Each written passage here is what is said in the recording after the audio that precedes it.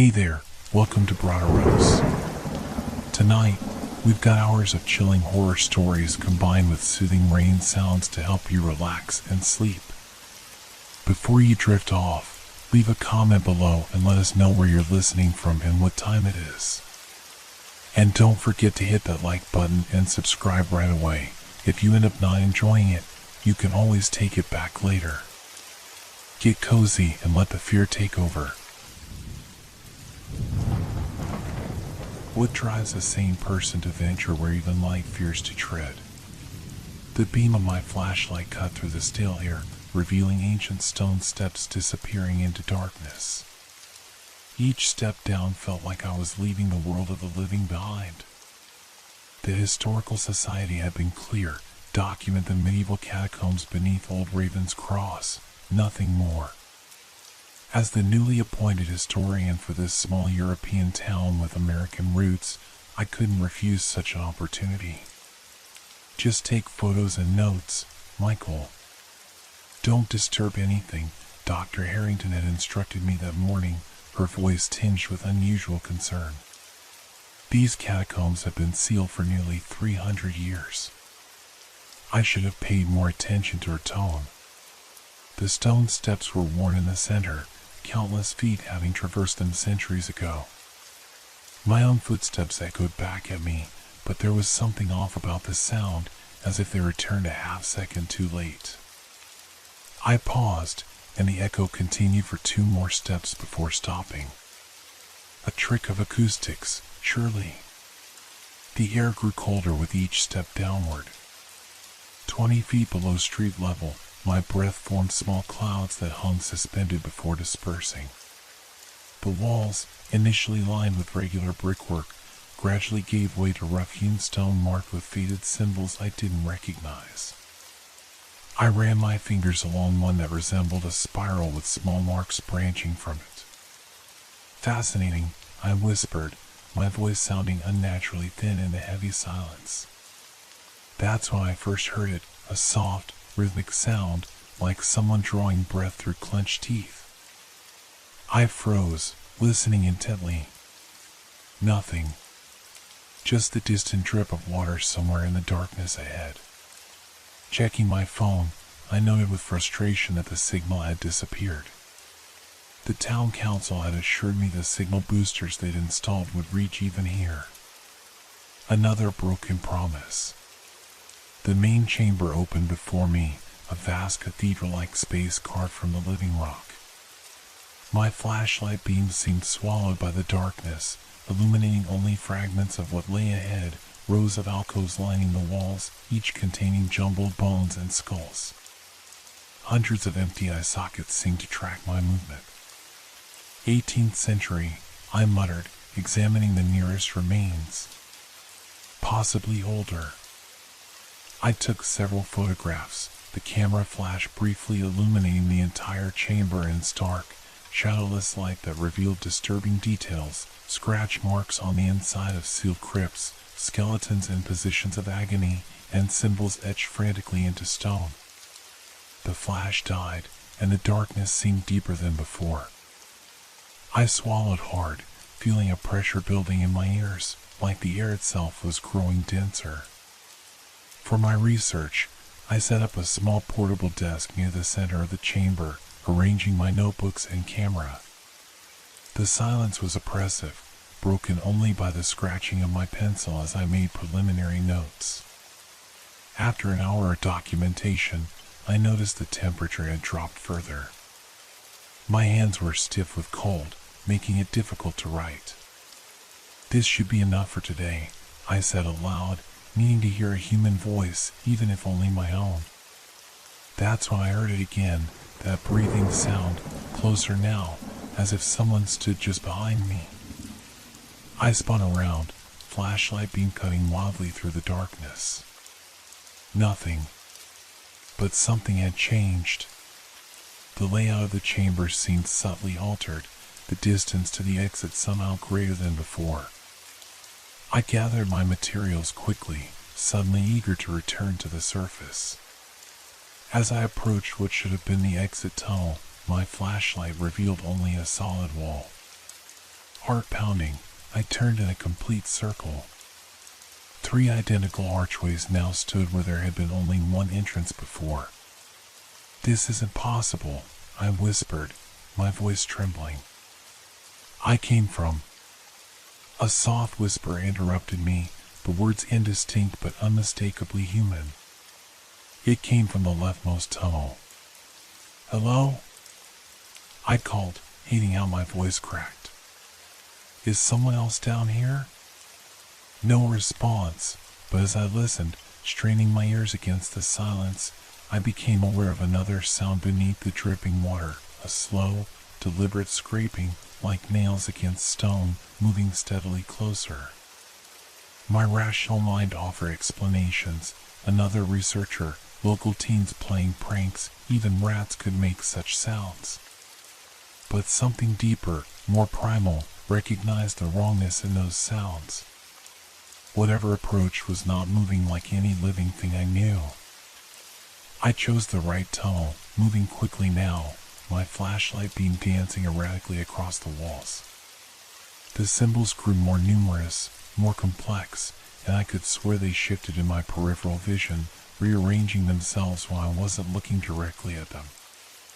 The breathing sound returned, now from multiple directions, surrounding me. With each exhalation, I felt a cold caress against the back of my neck. "Keep it together, Michael," I muttered. "Find the exit. Document this anomaly." But my scholarly detachment was crumbling with each step. The tunnel should have led upward, back to the steps, to daylight. Instead, it descended further, curving in ways that defied my mental map of the space. I stopped, pressing my back against the wall, trying to calm my racing heart. That's when I felt it. The stone behind me was warm and yielding, almost flesh-like. I leaped forward with a startled cry, spinning to face the wall.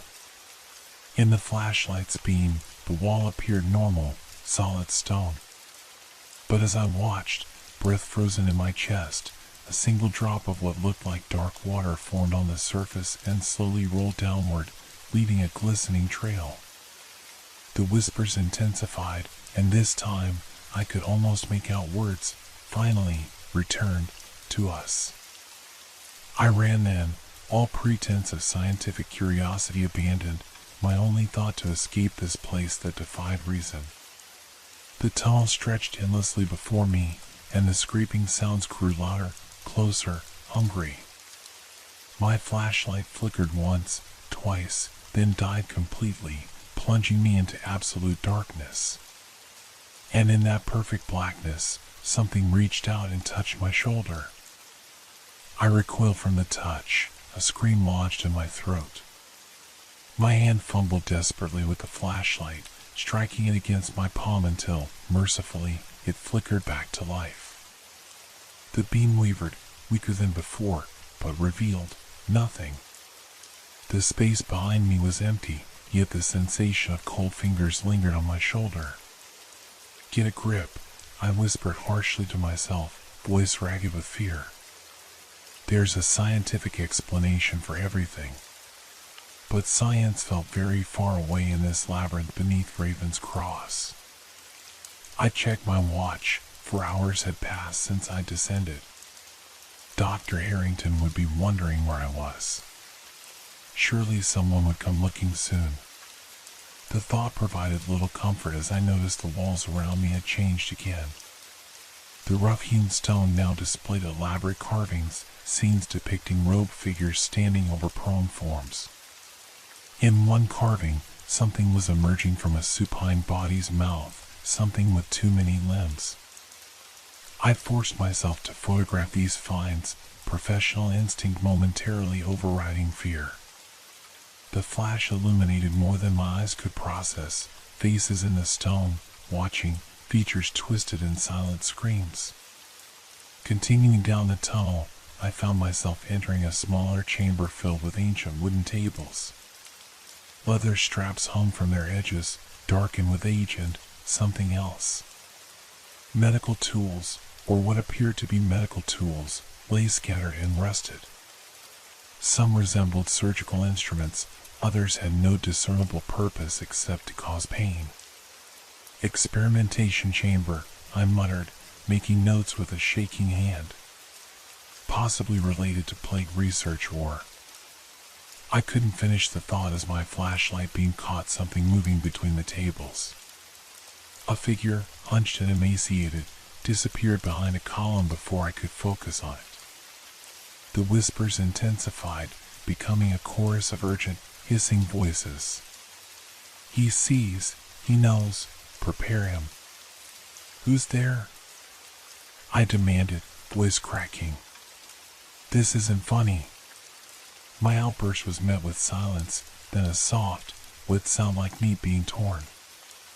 I backed toward what I thought was the exit, only to collide with something solid and warm. Spinning around, I found myself face to face with a stone wall that hadn't been there moments before, a wall carved with a single enormous spiral, each curved and laid with tiny human teeth. The rational part of my mind began to fragment. I'd studied enough psychology to recognize the onset of panic, the way fear distorts perception.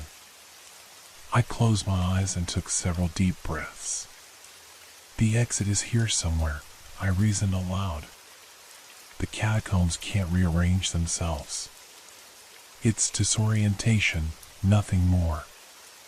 When I opened my eyes, a new passage had appeared to my left. Relief flooded through me until I noticed the air flowing from it carried a putrid smell, decay and something chemical, like formaldehyde.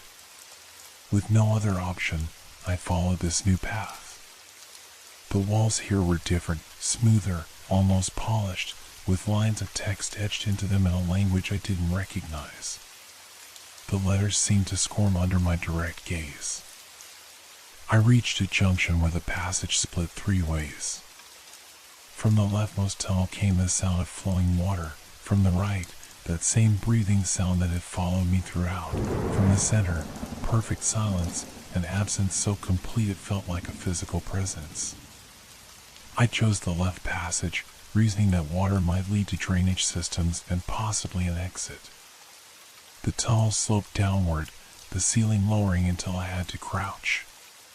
The sound of water grew louder, and soon I was wading ankle-deep in icy liquid that seemed too viscous to be water alone. My light revealed a vast underground pool where the passage ended. Stone columns rose from the dark liquid, supporting a ceiling lost in shadow. Across this subterranean lake, I could make out what appeared to be an archway, perhaps another exit. As I contemplated out across, I noticed shapes moving beneath the surface, pale, elongated forms that might have been fish but moved with too much purpose, circling something in the center of the pool.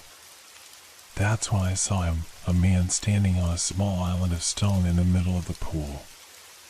He stood perfectly still, facing away from me, wearing what looked like the outdated suit of a Victorian gentleman.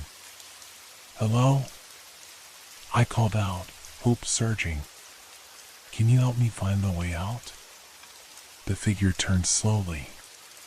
In the weak beam of my flashlight, I could see his face was oddly smooth, features barely defined, as if sculpted by someone who had only a vague idea of what a human face should look like.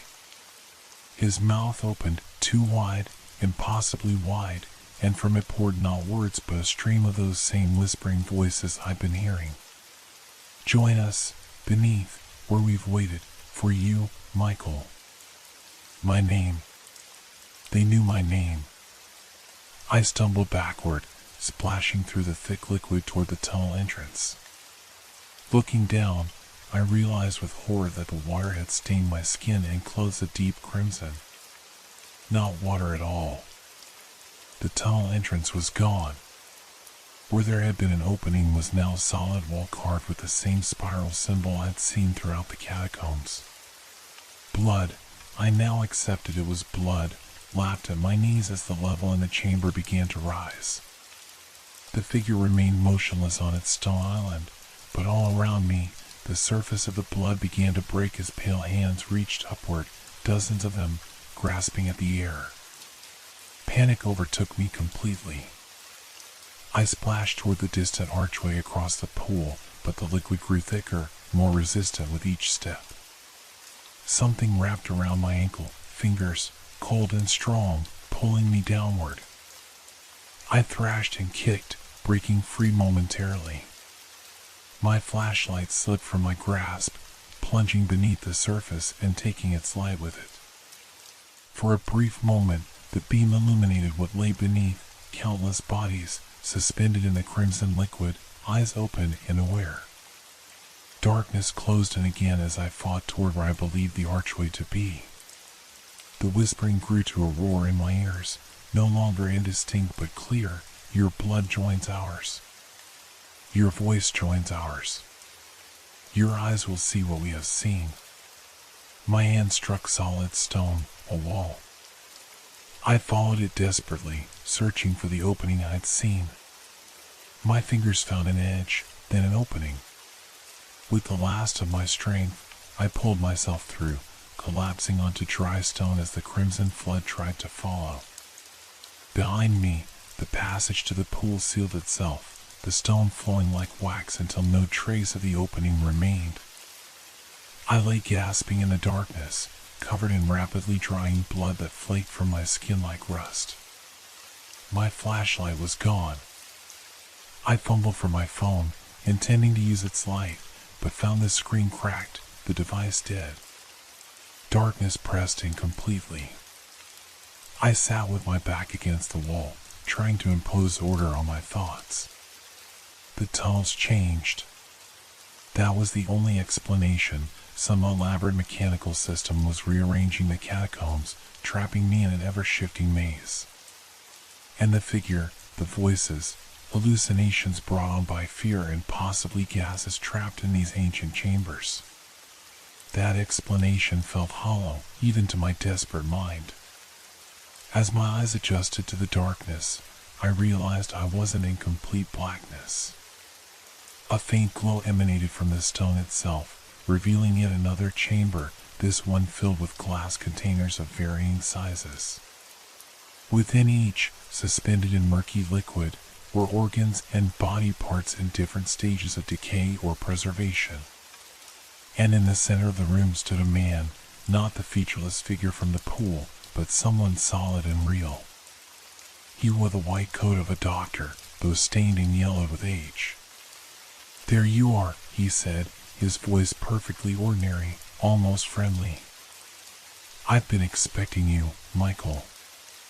We have so much work to do."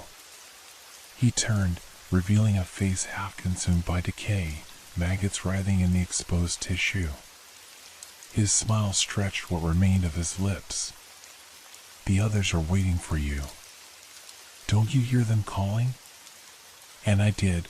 The walls themselves seemed to pulse with whispers, 1,000 voices repeating my name. I backed away from the decaying doctor, my shoulder blades pressing against the cold stone wall. There was nowhere to run.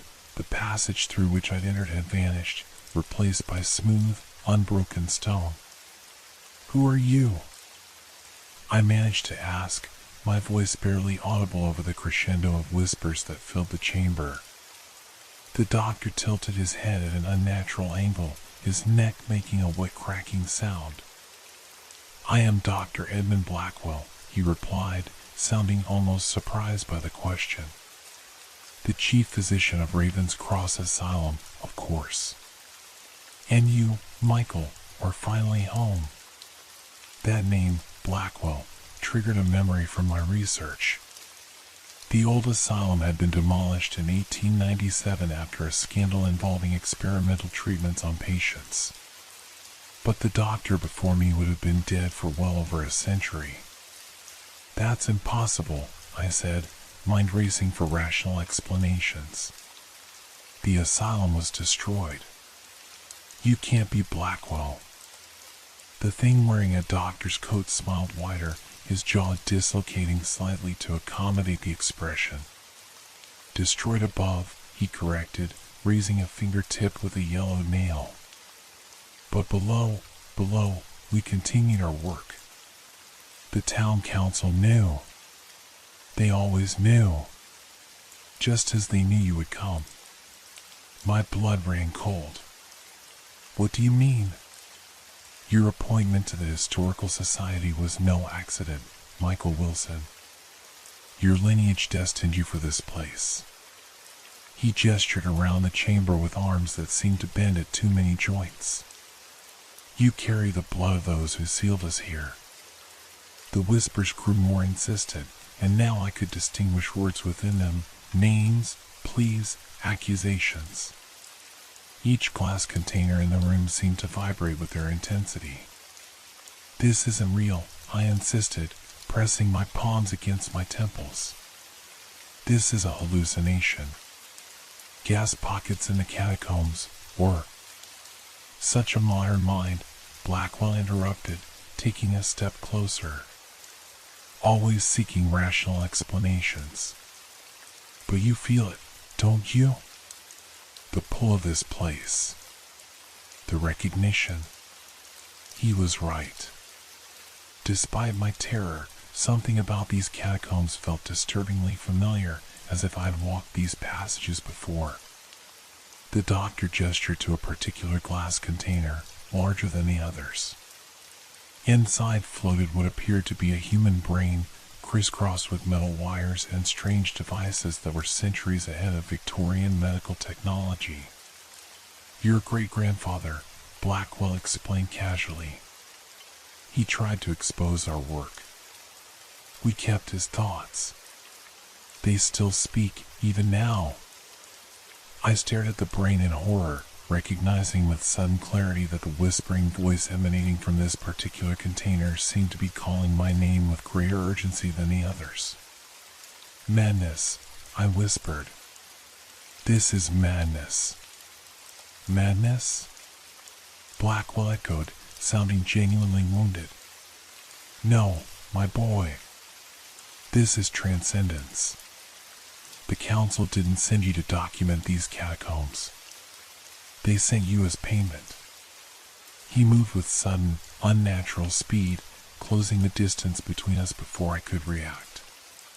His hand, cold and partially skeletal, gripped my wrist with impossible strength. Every generation, the town must provide one soul to continue our work, he hissed, his breath carrying the stench of centuries-old decay. To maintain the barrier. Barrier? I repeated, trying to pull away. Between what is and what waits, he replied cryptically. Come. The others are eager to meet you. He pulled me toward a door that hadn't been there moments before, an ornate wooden door with brass fittings, incongruously pristine in this ancient place. The whispers reached a fever pitch as he pushed it open, revealing a long corridor lined with doors on either side. Each door had a small window crossed with iron bars. An asylum corridor. From within the cells came sounds that defied description, not quite human, not quite animal. Hands, tentacles, and things I couldn't identify pressed against the windows as we passed. Our patients, Blackwell explained proudly. Some have been with us for centuries. Time moves differently down here. We approached a door at the far end, larger and more elaborate than the others. The whispers died away as Blackwell placed his hand on the knob, replaced by a single, deafening heartbeat that seemed to come from everywhere at once. The council records indicate you have no family, no close connections, Blackwell said conversationally. That's why you were chosen. No one to ask difficult questions when you disappear. My mind raced through my interactions with the town council, the historical society. Dr. Harrington's concerned expression that morning suddenly took on new meaning. Had she known? Had they all known? People will look for me, I insisted weakly. They won't, Blackwell replied with certainty. Your apartment has already been cleared. Your resignation letter has been drafted. By next week, it will be as if Michael Wilson never existed in Raven's Cross. Why? I demanded, finding a surge of anger through my fear. Why me? Why any of this? Blackwell's expression softened, almost paternal. Because what sleeps beneath must stay sleeping. Because the price of the town's prosperity has always been paid in blood and minds. And because, my boy, you have a gift. Your ancestors had it too. The ability to see beyond, to perceive the thinness of reality here. He pushed open the door, revealing a vast circular chamber dominated by a pit in its center. Around the pit stood robed figures, their faces hidden by elaborate masks reminiscent of plague doctors. They turned as one to face us. Our newest colleague, Blackwell announced. One of the figures stepped forward, removing its mask to reveal the face of Mayor Winters. I recognized him from my introductory meeting at the Historical Society. Michael, he said, his voice laden with false sympathy. I'm truly sorry about this. If there were any other way. You can't do this, I pleaded. Whatever you think is down here, whatever you're afraid of. It's not about fear, the mayor interrupted. It's about balance. What the founders discovered beneath Raven's Cross offers gifts beyond imagination, longevity, knowledge, power. But it requires caretakers. It requires fresh perspectives. Another figure removed their mask. Dr. Harrington. Her eyes were filled with tears, but her expression was resolved. You'll understand soon, she said softly. I did when it was my turn to serve. That was 60 years ago. She didn't look a day over 40. The robed figures began to chant in that same unknown language I'd seen etched into the catacomb walls. The pit in the center of the room began to glow with an eldritch light that cast no shadows. Blackwell guided me toward it, his grip unbreakable. As we approached the edge, I saw that the pit wasn't a pit at all, but a window looking down into something vast and impossible. A sprawling city of non-Euclidean architecture spread below, its spires and towers defying physical laws. And moving through its twisted streets were things that human language has no words to describe. Behold, Blackwell whispered reverently. The source of Raven's Cross's prosperity. The wellspring from which we have drawn power for centuries. The chanting reached a crescendo. The whispers returned, now a unified chorus shouting a single phrase repeatedly, the veil thins. The merger approaches. What you're seeing isn't beneath the town, Blackwell explained. It's adjacent. A reality pressing against our home. Every generation, we must renew the membrane that separates us. And for that, we need a mind that can comprehend both sides. He produced a surgical tool from his coat, an ancient, rusted trephine used for drilling into skulls. Your consciousness will join the chorus, he said gently. Your body will house something new. It's an honor, Michael. The highest calling. The robed figures closed in around me. I felt hands restraining my arms, forcing me to my knees at the edge of the dimensional window. Below, the impossible city seemed to ripple with anticipation, as if aware of my presence. In that moment, as Blackwell lowered the trephine toward my temple, I finally understood the true horror of what lay beneath Raven's Cross, not the catacombs themselves, but what they were keeping at bay. And what the town had been sacrificing souls to for generations. The cold metal touched my skin, and the whispers became a deafening roar that threatened to shatter my consciousness. The metal bit into my skin, a sharp, burning pain that pierced through my terror. Blood trickled down my temple as Blackwell applied pressure to the ancient instrument. The chanting intensified, the robed figures swaying in unison. In that moment of purest fear, something deep within me responded, some ancestral memory or dormant instinct. The whispers that had haunted me through the catacombs suddenly felt less alien, more like a language I had always known but forgotten. Wait, I gasped. I can hear them clearly now. I understand. Blackwell paused, the Trephine still pressed against my skull. What do you hear, Michael? He asked, genuine curiosity in his decaying features. They're not speaking to you, I said, the realization dawning as the words formed. They've been trying to warn me. About you.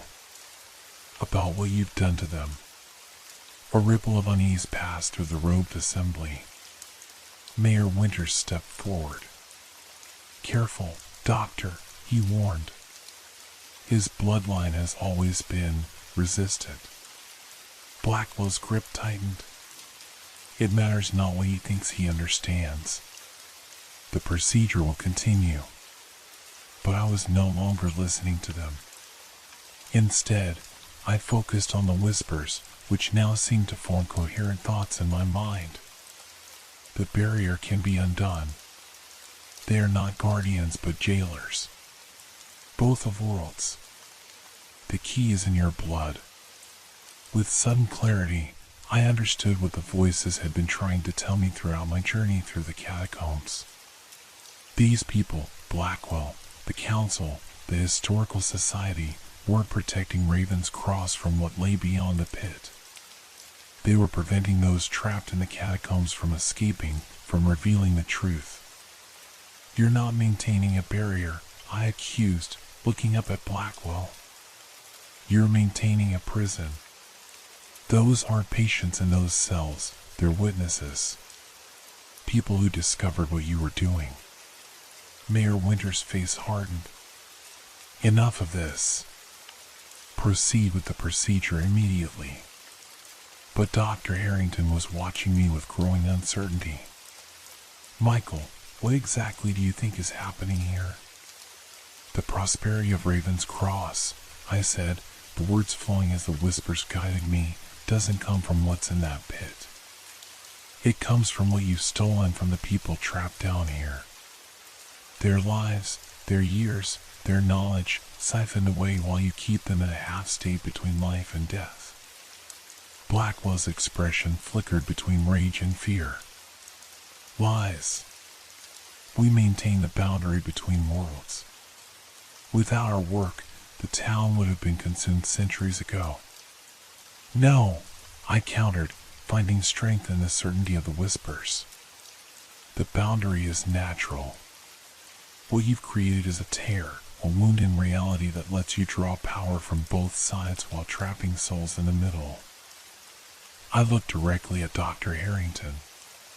How many Historical Society appointees before me disappeared? How many people has the town sacrificed to maintain your immortality? Her eyes widened, doubt clearly visible. Edmund promised it was necessary, that what lies beyond would destroy us all if we didn't. He lied, I said simply. And the voices of his victims have been trying to tell you that for over 100 years. The whispers searched around us, no longer constrained to my perception alone. The glass containers in the adjacent chamber shattered in a cacophony of breaking glass. Liquid and preserved specimens spilled onto the floor, yet the whispers continued, now audible to everyone. Blackwell's face contorted with fury. Silence him, he commanded, pressing the Trephine harder against my head. But before he could complete the procedure, the dimensional window beneath us flickered, its light changing from sickly green to a deep, pulsing crimson. The impossible city below seemed to shudder, its architecture rearranging like a puzzle solving itself. What's happening? Mayor Winters demanded, backing away from the pit. The resonance, Blackwell whispered, true fear in his voice for the first time. His blood, it's disrupting the field. My blood, the same blood that had sealed this place centuries ago, was now dripping from my temple into the dimensional window, creating ripples that spread outward like stones dropped in a pond. With each drop, The whispers grew stronger, more coherent. Free us. Unmake the wheel. Break the cycle. The rope figures began to panic, their chanting faltering and then ceasing altogether. Without the ritual to sustain it, the carefully maintained system was beginning to collapse. I felt a surge of energy flowing through me, as if the collective will of the trapped souls was lending me strength. I broke free from the hands restraining me and lurched to my feet, swaying at the edge of the pit. No! Blackwell lunged for me, his decaying form moving with unnatural speed. But I was ready. Some instinct, or perhaps guidance from the whispers, told me exactly what to do. I caught his outstretched arm and, using his momentum against him, pulled him toward the dimensional window. The barrier requires a willing sacrifice, I said, understanding flowing through me like electricity. Someone who chooses to be the bridge. Horror dawned in Blackwell's eyes as he realized my intention. You can't. The consequences will fall on those who created this abomination, I finished. With a final surge of strength, I twisted, sending Blackwell tumbling into the dimensional window. Instead of falling through, his body seemed to merge with the surface, spreading across it like ink on water. He screamed, a sound that transcended human capacity for agony, as his form was pulled in all directions, becoming a living membrane stretched across the opening. The rope figures fled toward the exit, but the doors slammed shut of their own accord. The whispers had become a physical force, vibrating the very stones of the chamber. Mayor Winters and several council members collapsed, clutching their heads as if in unbearable pain. Only Dr. Harrington remained standing, staring at me with a mixture of fear and dawning comprehension. What have we done? She whispered. What your predecessors did, I answered, feeling strangely calm as the chamber began to shake around us. Created a system that fed on suffering. That ends today. The dimensional window began to contract, Blackwell's stretched form shrinking with it. The whispers grew triumphant, jubilant. From the cells along the corridor, I could hear locks disengaging, doors swinging open. The catacombs themselves were changing, the impossible geography reasserting a more natural form. Passages that had twisted and redirected me were straightening, returning to their original layout. We need to leave, I told Dr. Harrington, offering her my hand. This place is collapsing on itself. She hesitated, then took it. The others will face the judgment of those they imprisoned, I said, feeling no compassion for the council members who writhed on the floor as transparent figures emerged from the walls, the ghosts of their victims finally finding release. We ran through the straightening corridors, following the whispers that now guided rather than haunted. Behind us, the chamber with the dimensional window imploded with a sound like reality itself tearing, followed by absolute silence. The catacombs shuddered one final time, and then the walls before us parted, revealing the original stone steps I had descended that morning. Was it only hours ago? It felt like a lifetime. Daylight poured down from above, blindingly bright after the supernatural darkness of the catacombs. Dr. Harrington stumbled, her face suddenly lined with the true age she had been hiding. The years that had been stolen from others and gifted to her were reclaiming their due. What will happen to the town? She asked, her voice now frail and trembling. It will survive, I said, somehow certain. But it will no longer prosper from stolen time and trapped souls. As we climbed toward the light, the whispers gradually faded, their message delivered, their purpose fulfilled. Yet one voice lingered longer than the others, a familiar voice that I somehow knew belonged to my great-grandfather, whose brain had been preserved in Blackwell's chamber of horrors. The bloodline ends its service, it seemed to say. The wheel is broken. You are free. We emerged into the town square, blinking in the late afternoon sunlight. A small crowd had gathered, concerned citizens who had heard strange rumblings from beneath the town. Their faces registered shock at our appearance, Dr. Harrington now elderly and frail, myself bloody but strangely transformed.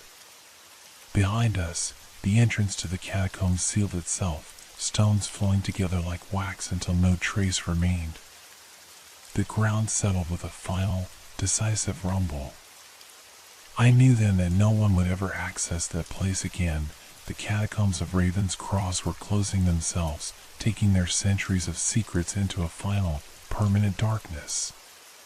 But the whispers would remain with me forever. 3 months have passed since that day in the catacombs.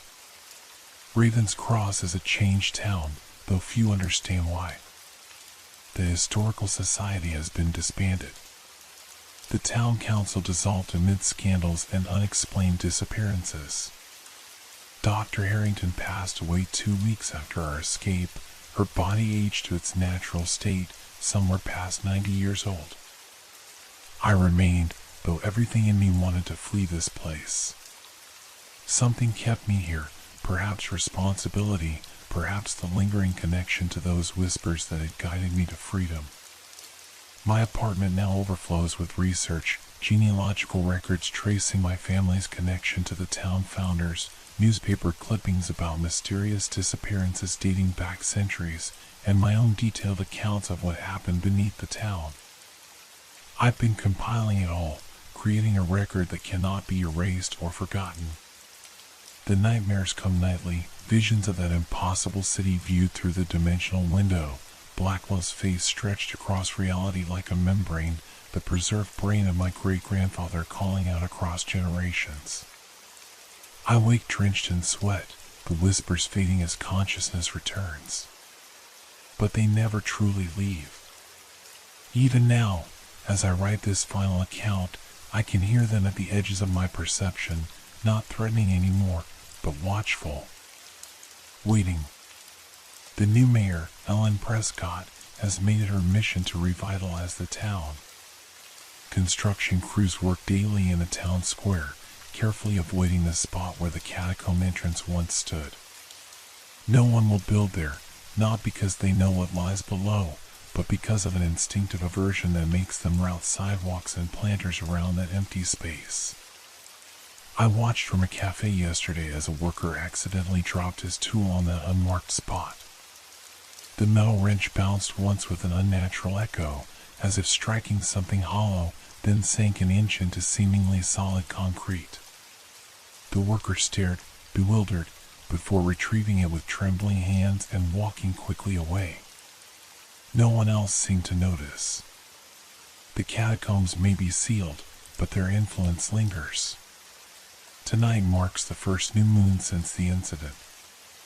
According to the journals I've uncovered in the abandoned homes of former council members, this was when they would perform their maintenance rituals, when the boundary between worlds was thinnest. I've spent weeks translating the coded passages in these journals, piecing together the true history of Raven's Cross. The founder, Thomas Blackwell, Edmund's father, wasn't establishing a settlement. He was establishing a research site. The town grew around his true purpose, studying what he called the adjacent possibility that existed just beyond normal perception. His journals speak of entities that existed between dimensions, of knowledge that could be extracted through certain procedures. The prosperity of Raven's Cross wasn't just built on stolen time, it was built on stolen ideas. Technologies, artworks, scientific discoveries, all pulled through that dimensional window and then presented to the world as innovations by the town's prominent citizens. I've found patents filed by council members for devices they couldn't possibly have conceived. Medical procedures developed by doctors who lacked the knowledge to create them. All filtered through that abominable system beneath the town.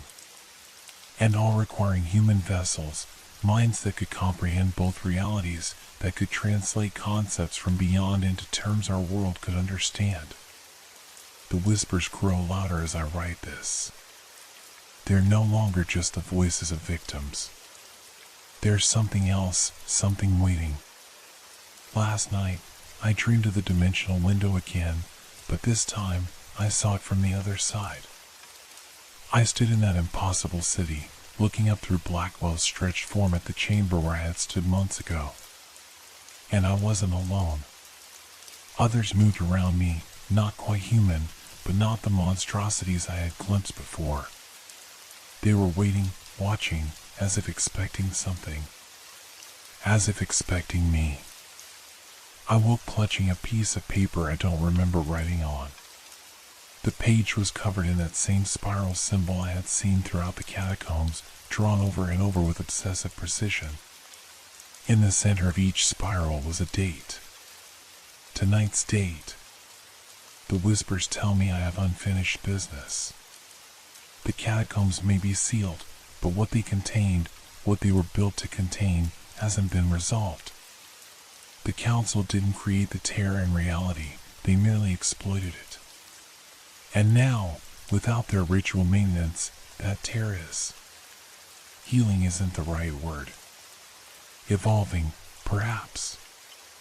I packed a bag, flashlight, water, my great-grandfather's pocket watch that was mysteriously returned to my apartment doorstep last week.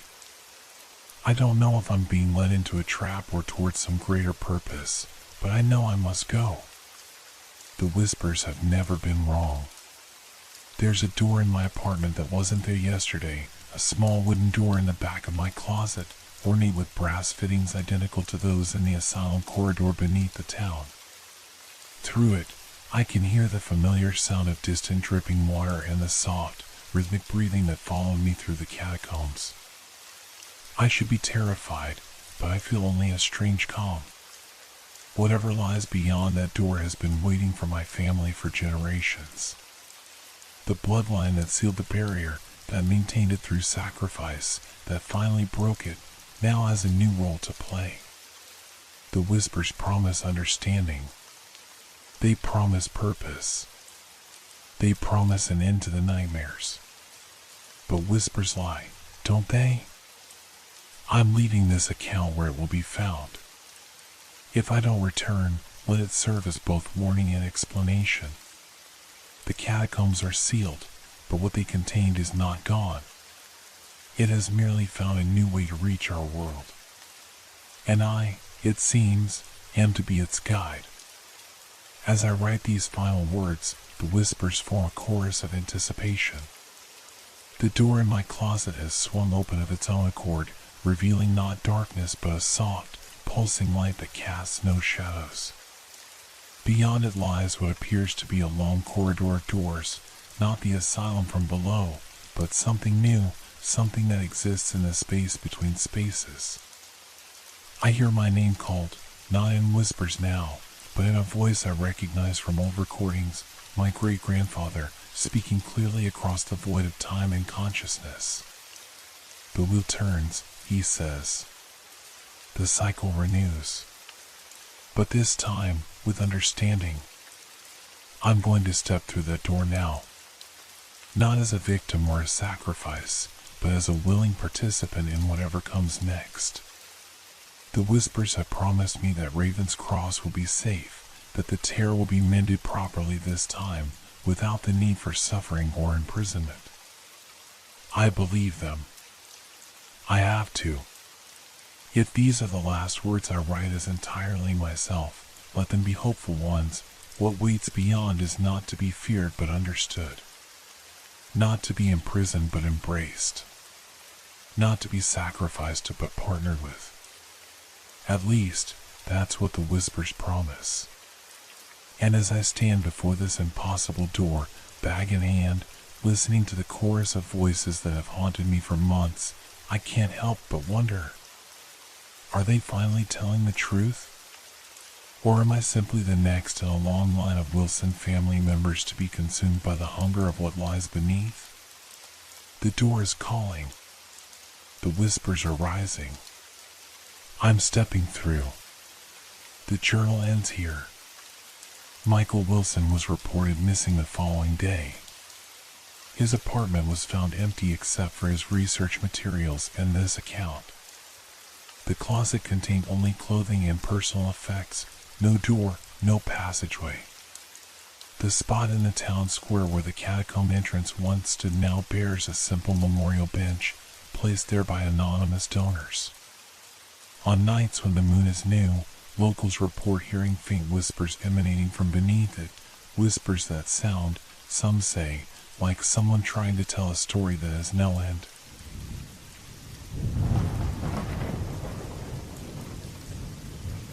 Have you ever felt a cold hand brush against your neck in an empty room? The ancient Blackwood Temple loomed before me, its stone facade weathered by centuries of rain and neglect. I adjusted my camera strap, trying to ignore the growing sense of unease in my stomach. This was supposed to be a routine assignment: photograph the ruins for a historical preservation society, collect my check, and be on my way. Simple and straightforward. But nothing about this place felt simple or straightforward. Just a few hours and you're done, Daniel, I whispered to myself as I approached the crumbling archway that marked the entrance.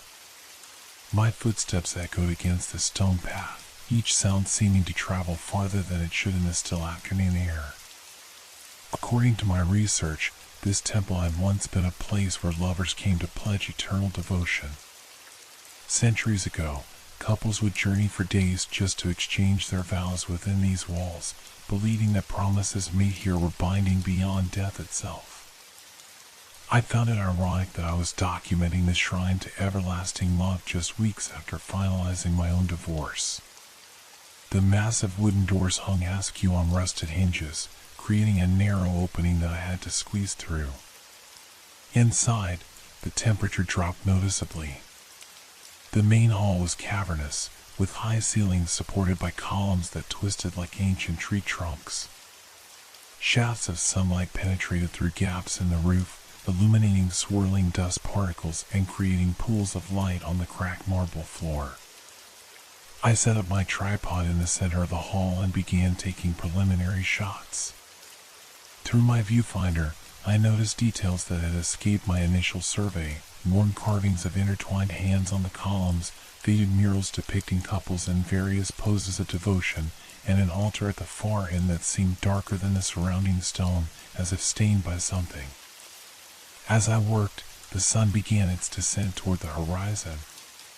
The light shifted, casting longer shadows across the floor.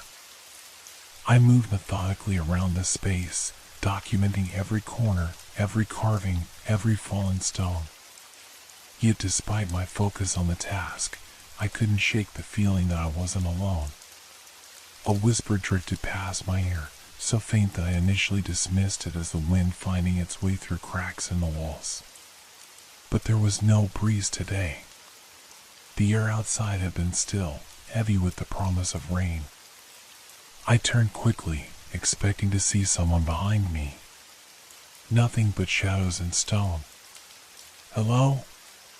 My voice sounded small in the vast space. No response came, but the silence that followed felt attentive, as if the very air was listening. I checked my watch. 4:30. I still had plenty of daylight left, but suddenly I wanted to finish and leave before darkness fell. I quickened my pace, moving to the eastern corridor where, according to the blueprints, there should be a smaller chamber used for private ceremonies. The corridor was narrow, forcing me to leave my tripod behind and shoot handheld. My shoes scraped against the stone floor, raising small clouds of dust with each step. The walls here were closer, the ceiling lower, creating an intimacy that felt oppressive rather than comforting. The whisper came again, this time clearer. "Promise me." I froze, my finger hovering over the shutter button. The words were distinct, not a trick of acoustics or my imagination. "Who's there?" I called out, my voice steadier than I expected. "This is private property. If someone's playing games, it's not funny." Silence answered me, but it was a silence that seemed to pulse with expectation. I forced myself to continue down the corridor, my camera now held more as a shield than a tool. The small chamber at the end was circular, with a domed ceiling that had partially collapsed, allowing weak sunlight to illuminate the space. Unlike the main hall, this room had been spared the worst ravages of time. The stone altar in the center appeared almost pristine, its surface free of the debris that covered everything else. As I raised my camera to take a photo, the temperature plummeted. My breath fogged in front of my face, and my fingers stiffened around the camera body. Something shifted in my peripheral vision, a darkening of shadows that shouldn't have moved. I turned slowly, expecting to find another tourist or perhaps a caretaker I hadn't been told about. Instead, I saw figures standing in the doorway, indistinct, like smoke given human form, with only the suggestion of features. But the eyes were devastatingly clear. They fixed on me with such intense sorrow that I felt my chest constrict.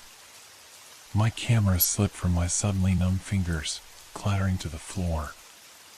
The sound echoed unnaturally loud, and when it faded, the figure was gone. Heart pounding, I retrieved my camera, checking it frantically for damage. It seemed intact, but when I reviewed the last image taken, my blood froze. There in the frame, half transparent but unmistakable, stood a woman in antiquated clothing, her face a mask of anguish as she reached toward the altar. I backed away, bumping into the cold stone behind me.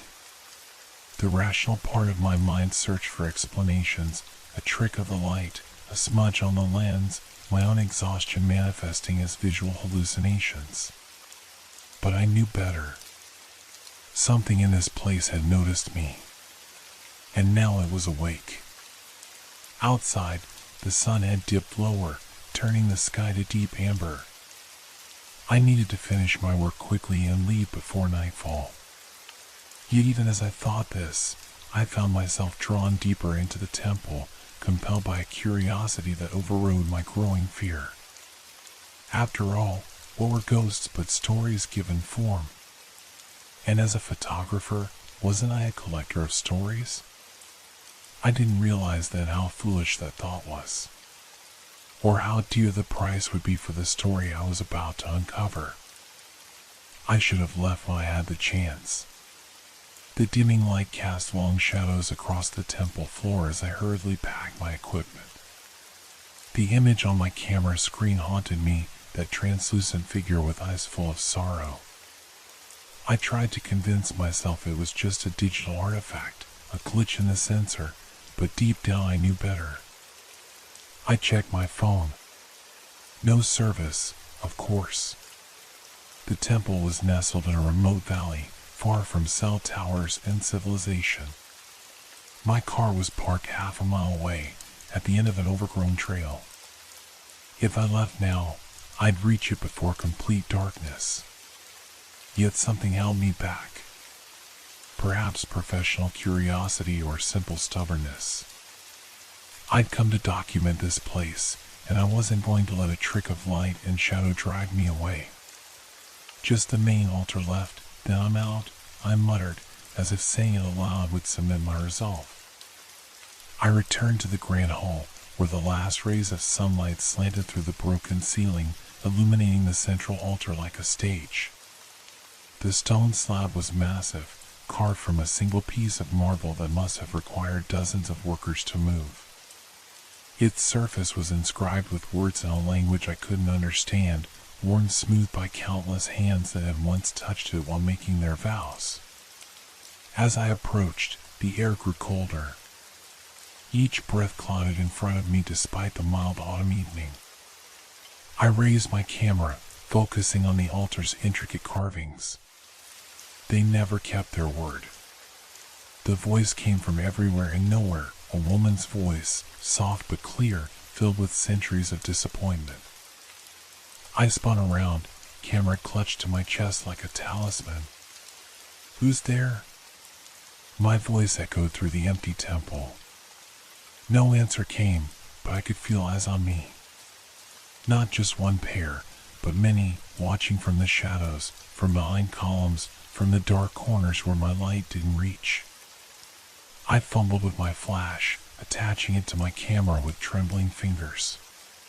When it fired, illuminating the hall for a brief, blinding moment, I saw them.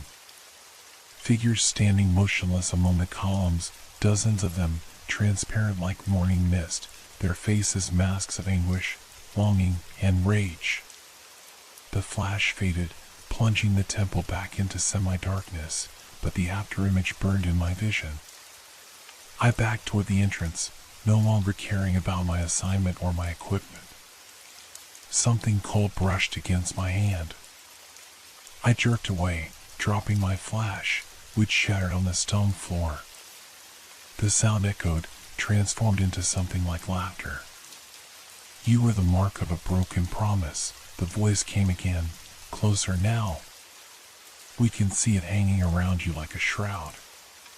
My wedding ring finger, though bare for months now, suddenly felt cold, as if the gold band were still there, chilling against my skin. "I don't know what you're talking about," I lied, continuing my retreat toward the door. "I'm just here to take pictures."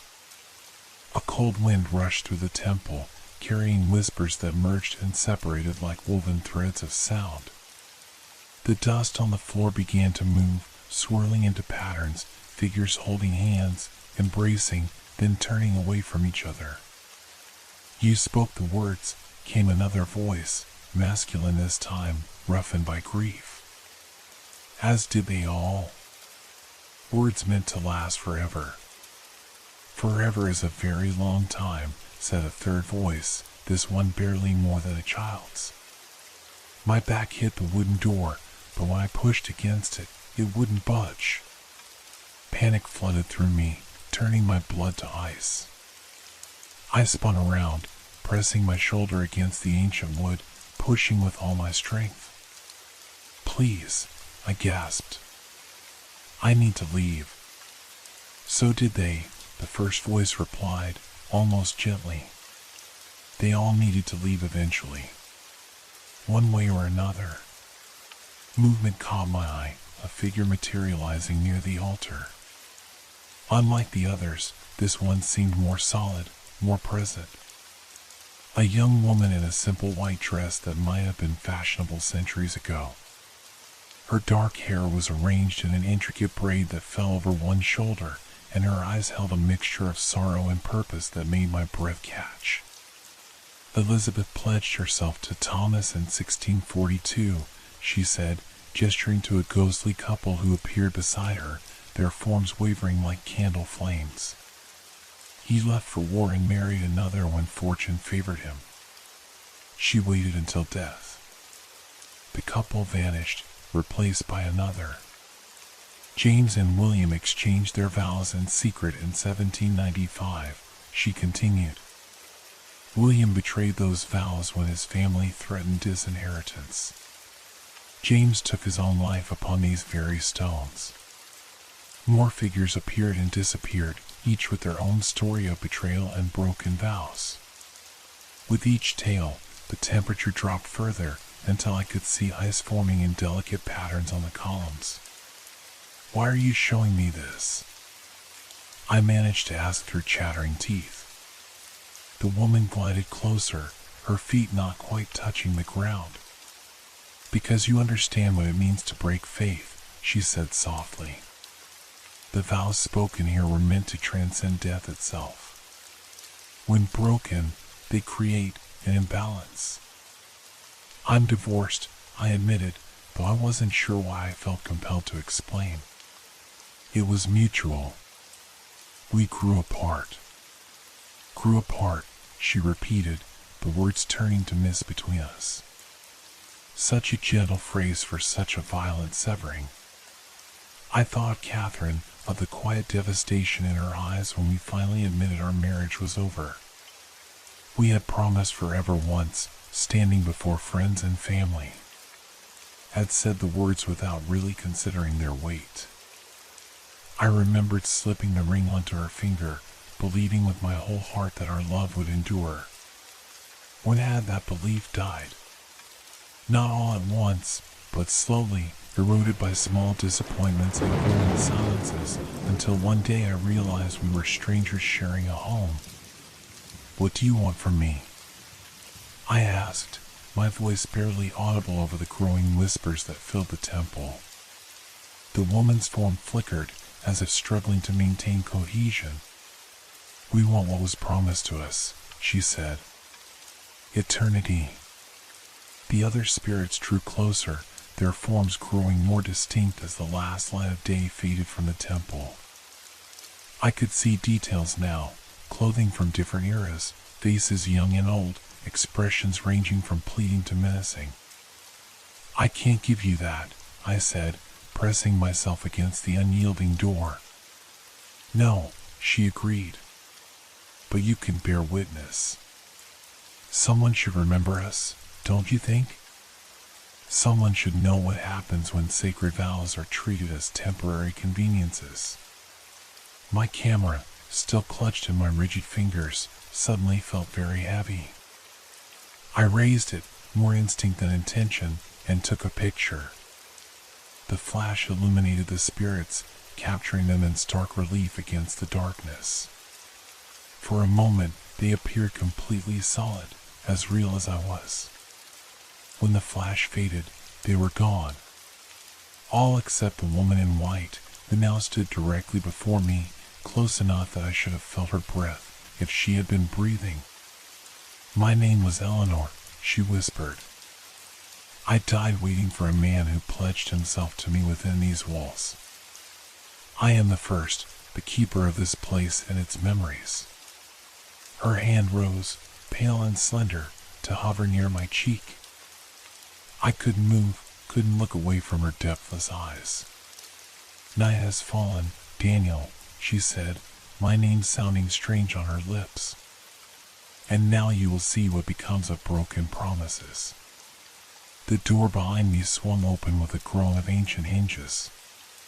But instead of the twilight landscape I expected, there was only darkness, a darkness that seemed to breathe and pulse with countless unseen presences. Eleanor smiled, a gentle expression that somehow terrified me more than any threat could have. "Welcome to our world," she said. "The liminal space between what was vowed and what was broken." I stumbled backward, falling into the waiting dark. I fell through darkness that felt thick as water, cold fingers brushing against me from all sides. When I finally hit solid ground, the impact knocked the air from my lungs. I lay gasping on what felt like stone, unable to see anything in the absolute blackness. "Where am I?" I called out, my voice sounding muffled, as if the darkness itself absorbed the sound. "Where all broken promises lead," came Eleanor's voice, now all around me. The space between words spoken and words betrayed. A pale blue light began to emanate from nowhere and everywhere, revealing that I was still inside the temple, yet not the temple I had been photographing. This version was whole, untouched by time. The columns stood straight and proud, their carvings crisp and new. The ceiling arched overhead without breaks or cracks, decorated with a mural of intertwined couples ascending toward heavenly light. And I was not alone. They materialized gradually, dozens, then hundreds of figures in a vast circle around me. Some transparent, others almost solid, clothing from every era spanning the temple's existence, faces old and young, but all bearing the same expression of unresolved longing. "What is this?" I whispered, slowly getting to my feet. My camera was still in my hand, though it felt heavier than before, as if saturated with the grief that permeated this place. "The gathering," Eleanor answered, appearing beside me. In this light, she seemed more substantial. I could see details I'd missed before, a small scar above her eyebrow, the freckles dusting her nose, the way her left hand continually twisted an invisible ring on her right. Every night, those who were betrayed come together to share their stories and their pain. A man stepped forward from the circle, middle-aged, dressed in what looked like early 20th century clothing. Thomas promised me 50 years, he said, his voice cracking. We had 12 before he found someone younger. A woman joined him, her Victorian dress immaculate except for a dark stain over her heart. Henry vowed to cherish me above all others. He cherished my sister more. One by one, they stepped forward, each with a story, each with a name, each with a betrayal that had defined them in death as it had destroyed them in life. I watched and listened, unable to look away, unable to block out their voices. My mind tried to categorize what I was seeing, a mass hallucination, perhaps, or some kind of waking dream triggered by exhaustion and the suggestion of ghost stories. But my rationalization felt hollow against the raw emotion pouring from these spirits. Whatever I was experiencing, the pain was real. Why am I here? I finally asked during a brief silence. What do you want from me? Eleanor turned those ancient, sorrowful eyes on me. To understand the weight of words, she said simply, and to carry that understanding back to your world. Before I could question her further, the temperature plummeted. Frost spread across the floor in jagged patterns, and the spectral gathering drew back, creating a wider circle. A new presence entered the temple, a towering shadow that seemed to suck the faint light into itself. The other spirits cowered, their forms flickering in what I recognized as fear. He comes, Eleanor whispered, her own form dimming. The breaker of vows. The shadows solidified into the figure of a man, tall and broad-shouldered, dressed in richly embroidered clothes that might have been from the 17th century.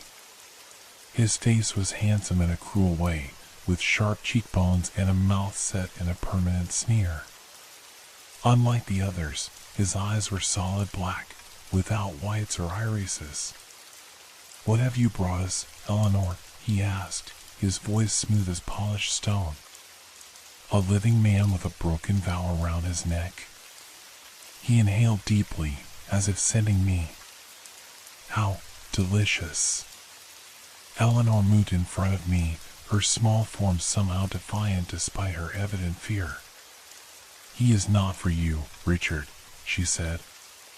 He is a witness, nothing more. Richard, the name seemed too ordinary for this terrifying presence, laughed, a sound like ice cracking. Everyone who enters this place offering something, my love. You know the rules. My heart pounded painfully against my ribs. Sweat beaded on my forehead despite the freezing temperature. I don't understand, I said, trying to keep the tremor from my voice. What offerings? Richard turned those black eyes on me, and I felt like I was falling again, drowning in endless darkness. Regret, he said simply. Remorse. The sweet agony of recognized betrayal. He moved closer, gliding rather than walking. Tell me, photographer, what vows did you break? What promises did you fail to keep? Stop it, Richard, Eleanor hissed. He is under my protection. Your protection? Richard's laugh was sharper now, edged with genuine amusement. You have none to give, my faithless bride. Or have you forgotten whose betrayal created this place? Eleanor flinched as if struck, her form wavering dangerously. The realization hit me suddenly. You, I said, looking between them. You too were the first. This was your temple. Very good, Richard said with mock approval. Yes, this temple was built to honor our love. The greatest love story of our time, they said. His voice dropped to a venomous whisper. Until she ran away with a common soldier. You were cruel, Eleanor shot back, her voice stronger now.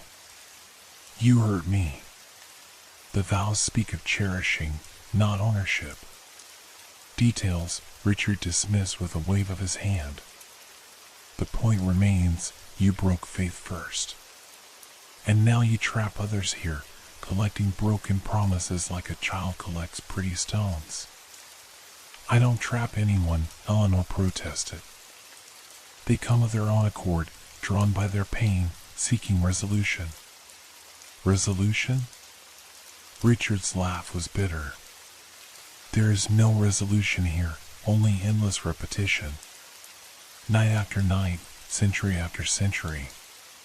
He turned his attention back to me. Which brings us back to our visitor. What shall we do with him, my love? Shall we show him what becomes of those who speak forever and mean until inconvenient? The circle of spirits tightened around us, their expressions shifting from sorrow to something hungrier, more desperate. I could feel their collective longing like a physical force pressing against my skin. I began, then stopped. Hadn't I? Catherine and I had stood before our friends and family, promising to love and cherish each other until death. We had met it then. And yet, when the marriage became difficult, when we began to change and grow apart, we had chosen to break those vows rather than fight to keep them. Yes, Richard said softly, reading my thoughts. You understand now. All vows broken, no matter the reason, create an echo. A wound in the fabric of the world. My hand trembled as I raised my camera. Through the viewfinder, the spirits appeared even more solid, more real. I took a picture, the flash momentarily banishing the shadows. When I looked at the screen, I saw not the spirits, but Catherine's face on our wedding day, radiant with hope and love, believing with all her heart in the promises we had made. Stop this, Eleanor commanded, her voice cutting through the growing murmurs of the spectral crowd. He is not like you, Richard. His vow was not broken through cruelty or indifference.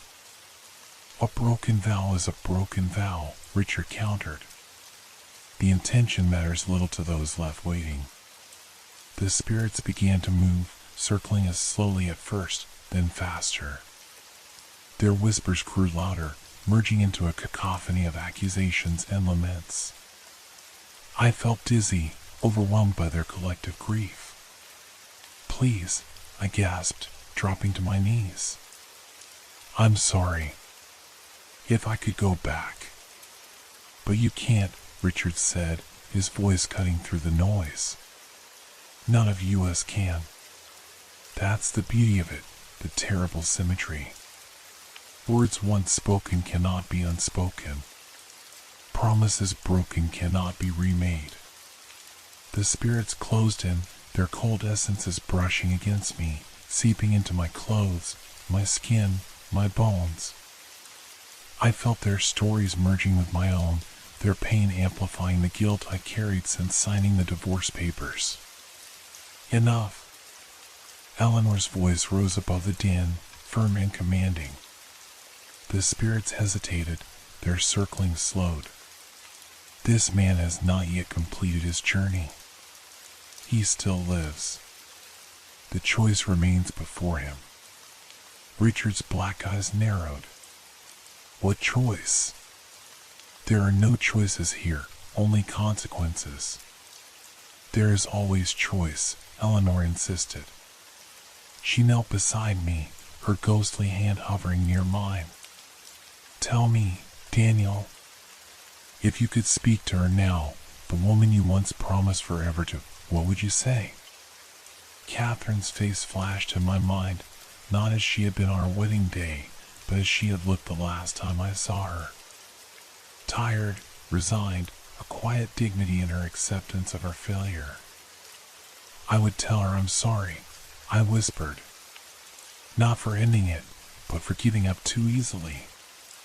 For not fighting harder when things got difficult. For treating forever as if it had conditions. Something warm touched my cheek, a tear, I realized with surprise. My own tear, reflecting the ghostly blue light. And there it is, Eleanor said softly. Understanding. The spirits around us grew still, their whispers fading to silence. In that moment, I felt a shift, as if something long frozen had begun, ever so slightly, to thaw. Richard let out a sound between a snarl and a sob. "This changes nothing," he insisted, but his voice lacked conviction. "He still broke his vow." "Yes," Eleanor agreed. "But he acknowledges the weight of that breaking. Not all who break faith understand what they've done."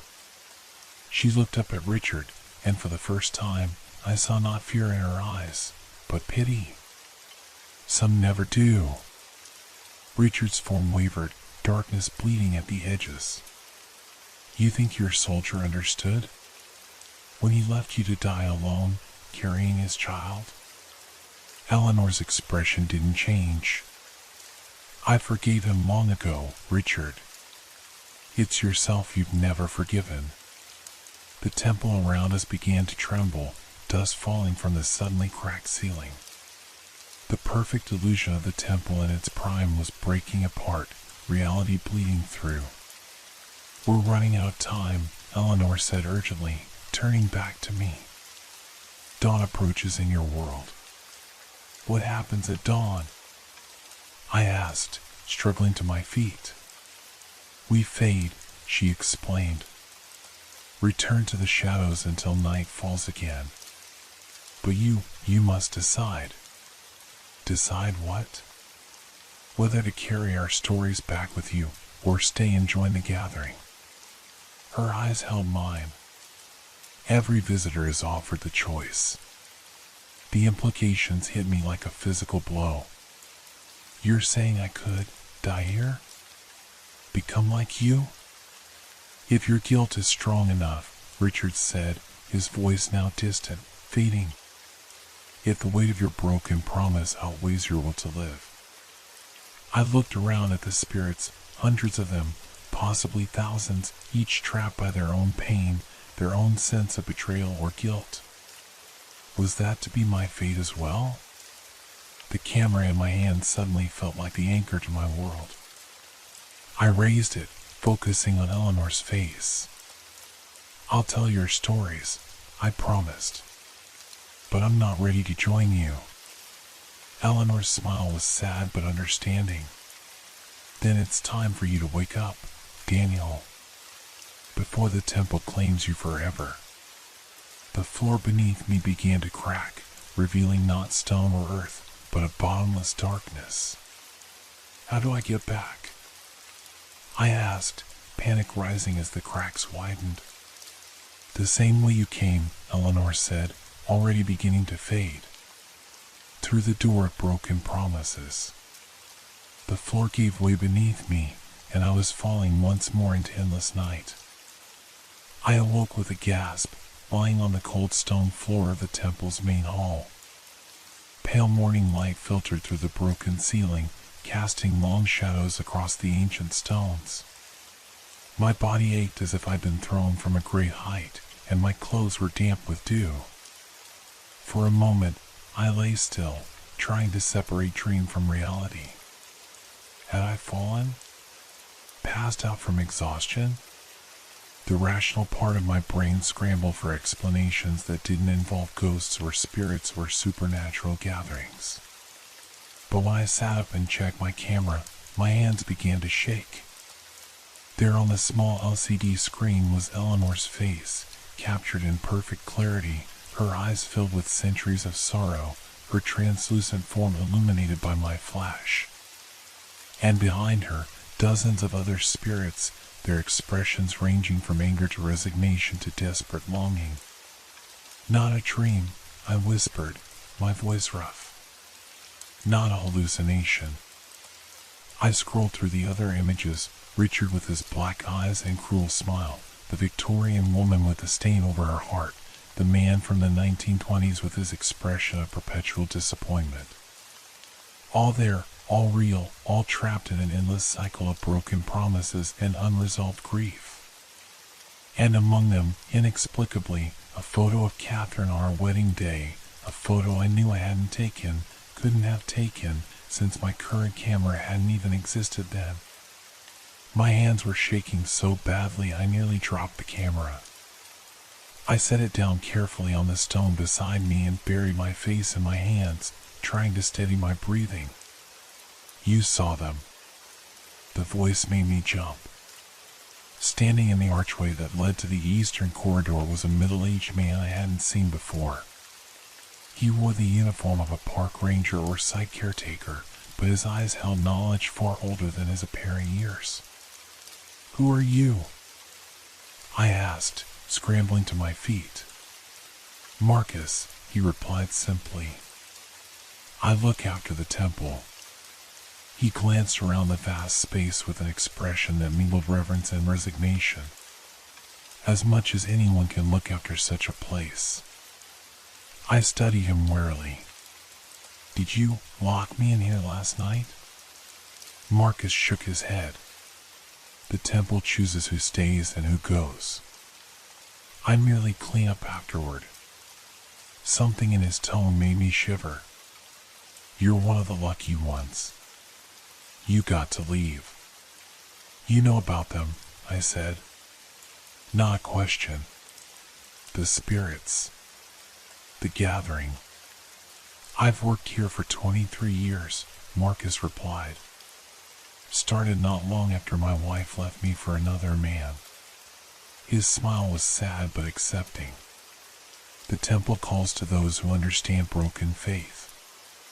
Some as caretakers, some as residents." He walked further into the hall, his footsteps echoing on the ancient stone. "Did you meet her? Eleanor?" I nodded, still not entirely trusting my voice. "She's the kindest of them," Marcus said, running his hand along a nearby column with familiar affection. "The temple was built for her wedding to Richard, back in 1634. When she fled his cruelty with another man, Richard hanged himself from the rafters." He pointed upward, to where the wooden beams had long since rotted away. "Her lover was killed in the Civil War. She returned here, alone and with child, only to find Richard's spirit waiting. She died giving birth on the very altar where they had exchanged their vows." The story matched what I had pieced together from the night's events, but hearing it stated so matter-of-factly in the clear light of morning made it seem both more real and more impossible. "Why are you telling me this?" I asked. Marcus regarded me with eyes that seemed to see more than they should. "Because you'll need to understand if you're going to tell their stories." He gestured to my camera. "That's why she let you go, isn't it? To bear witness?" An inexplicable anger flared within me. "You talk as if this is normal. As if hundreds of spirits trapped by broken promises is just an acceptable fact of life. What's the alternative?" Marcus asked calmly. "Exorcism? Would that bring them peace, or simply displace their pain? They remain because they choose to remain. Because their stories aren't finished. And what about the visitors who don't leave?" I pressed. "The ones who become residents, as you put it?" Marcus's expression grew somber. "They make their choice, just as you made yours. The weight of a broken promise is different for each person. Some find it unbearable." I thought of the oppressive guilt I had felt in the gathering, the way the spirit's collective grief had amplified my own. If I had been in a darker place mentally, if my divorce had been more bitter or my guilt more consuming, would I have chosen to stay? "There's something else you should know," Marcus said, interrupting my thoughts. He pulled a worn leather notebook from his pocket and held it out to me. "You're not the first to be sent back with their stories." I took the notebook hesitantly. Its pages were filled with different handwriting, some entries dating back decades, others more recent. Each described encounters with the spirits, the gathering, Eleanor, and Richard. Some included sketches, others photographs taped to the pages. all bore witness to the same phenomenon I had experienced. How many? I asked, flipping through the weathered pages. Hard to say, Marcus replied. Some write in the book, some don't. Some come back, some never return. He looked toward the entrance, where morning sunlight now streamed through the open doors. But they all leave changed. I closed the notebook and handed it back to him. And what am I supposed to do with this experience? These stories? Marcus shrugged. That's entirely up to you. Some write books, some make art, some simply live differently afterward.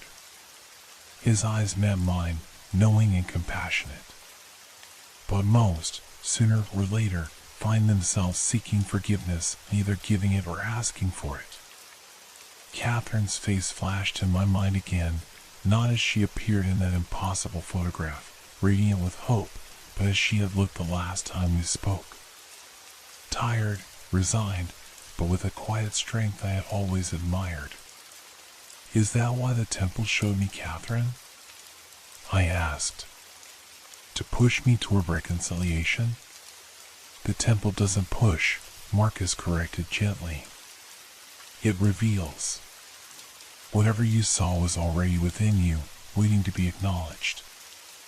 A heavy silence fell between us, broken only by the soft cooing of pigeons nesting in the broken rafters above. The temple felt different in daylight, ancient and worn, certainly, but no longer menacing. Just a place of stone and shadow, beautiful in its decay. Your equipment is by the door, Marcus said finally. I gathered it this morning. The memory card from your camera was on the altar. He paused, studying me with those two knowing eyes. Will you look at the images? Or will you delete them and try to forget? It was a fair question. Part of me wanted nothing more than to erase all evidence of the night's events, to dismiss it as an elaborate hallucination brought on by exhaustion and an overactive imagination. But another part of me, perhaps the part that had connected with Eleanor and the others, knew that forgetting wasn't an option. Not really. The weight of words, once understood, couldn't be unfelt. I'll look, I said, surprising myself with my certainty. I owe them that much. Marcus nodded, seemingly satisfied. Then my work here is done. He turned to go, then paused. One last thing, Daniel. How do you know my name? I asked, though somehow I wasn't surprised. The temple knows who enters its doors, he replied simply. It whispers to those who listen. He reached into his pocket and pulled out a small, tarnished object, which he placed on the nearest fallen stone. Eleanor asked me to give you this. I approached cautiously and picked it up. It was a ring, ancient, the silver darkened with age, set with a small blue stone that caught the morning light. It belonged to the soldier she ran away with, Marcus explained. The one who promised to return to her. Why give it to me? Because, Marcus said, his voice softening, she wants you to understand that some promises, though broken, are still worth making. He turned to leave, his footsteps echoing against the stone floor. What you do with that understanding is up to you. I watched him go, the ancient ring cool against my palm. When the sound of his footsteps faded, I was left alone in the temple once more, but the silence now felt companionable rather than oppressive. I walked slowly toward the entrance, where my equipment waited as promised. The morning light spilled across the threshold like liquid gold, warming the worn stones. Outside, birds sang and a gentle breeze stirred the trees. The ordinary world continued, unaware of the veil that had been lifted from me during the night. Before leaving, I turned back for one final look at the temple. In the clear morning light, it was simply a beautiful ruin, crumbling walls, broken columns, nature slowly reclaiming what man had built. No whispers, no cold spots, no ghostly figures lingering in the shadows. But I knew better now. I knew what waited in the darkness between dusk and dawn. I knew the way of words spoken and broken, promises made and abandoned. I slipped Eleanor's ring into my pocket and stepped into the sunlight, already composing in my mind the message I would send to Catherine when I returned to cell service. Not asking for reconciliation, the chapter had closed for both of us, but offering something we had denied each other in the bitter end: forgiveness. Understanding. The acknowledgement that what we had shared, though imperfect and ultimately finite, had been real and valuable. Some promises, though broken, are still worth making. As I walked down the overgrown path toward my car, I felt lighter than I had in months. The spirits of the temple had shown me the terrible weight of broken vows, yes, but also the possibility of release. Not through forgetting or denial, but through honest recognition of what was lost and what remained. I glanced down at my camera, the evidence of my night among the spectral gatherings safely stored within its memory. Their stories would not be forgotten, and neither would the lesson they had taught me about the power of words, both to bind and to wound, to heal and to release. Behind me, the temple waited in patient silence for the return of darkness, when its residents would gather once more to share their endless stories of love and betrayal. But I would not be among them. My story, unlike theirs, was still being written. And for the first time and longer than I could remember, I was curious to see how it might continue. 3 months had passed since my night in Blackwood Temple. 3 months of examining the photos that shouldn't exist, of questioning my sanity, of composing and deleting messages to Catherine. 3 months of carrying Eleanor's ring in my pocket like a talisman, its weight a constant reminder of what I'd experienced. Winter had settled over the city, transforming it into a landscape of gray skies and bare trees. I sat in my apartment, reviewing the final layout for my article about the temple, the sanitized version that mentioned architectural features and historical significance but said nothing about midnight gatherings of betrayed spirits. The real story, complete with the impossible photographs, remained private, locked in a folder on my hard drive. I'd shown no one, told no one. Not because I feared disbelief, but because the story felt incomplete somehow. A knock at my door startled me from my thoughts. I wasn't expecting anyone, and few people visited unannounced these days. When I opened the door, the shock of seeing Catherine standing there rendered me momentarily speechless. "Hi, Daniel," she said, brushing snowflakes from her dark hair. She looked good, healthier than when we'd last seen each other, her eyes clearer, her smile cautious but genuine. "Can I come in?" I stepped aside, gesturing her in. "Of course. This is unexpected." "I know."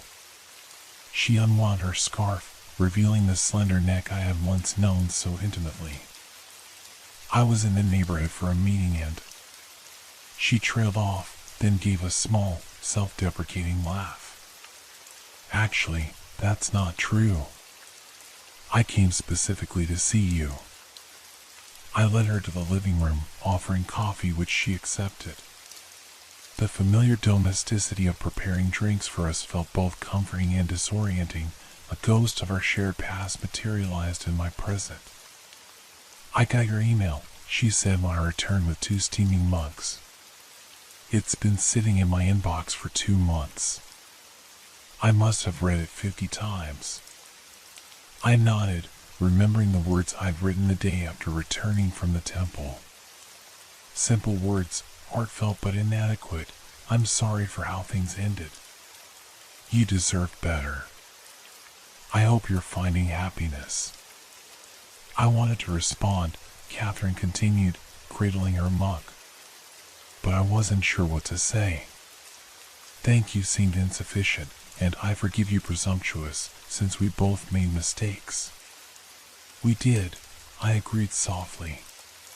But I need you to know that I don't regret our time together. Just how carelessly we treated what we had built. Catherine's gaze was searching. Something changed in you, she observed. Your email wasn't what I expected. It wasn't defensive or detached. It felt like you were really seeing us, what we were, what we lost. The weight of Eleanor's ring pressed against my thigh through my pocket. I considered telling Catherine everything about the temple, the spirits, the gathering, but stopped myself. Some experiences couldn't be adequately conveyed in words. I had a revelation of sorts, I said instead. About promises. About how the breaking of them leaves echoes. Catherine's expression softened. That sounds almost poetic. Not like the practical photographer I married. Maybe I've changed. Maybe we both have. She set down her mug and reached for her bag, pulling out a small package wrapped in tissue paper. This is actually why I came. I found this while packing for my move to Chicago. I took the package, our fingers brushing briefly in the exchange.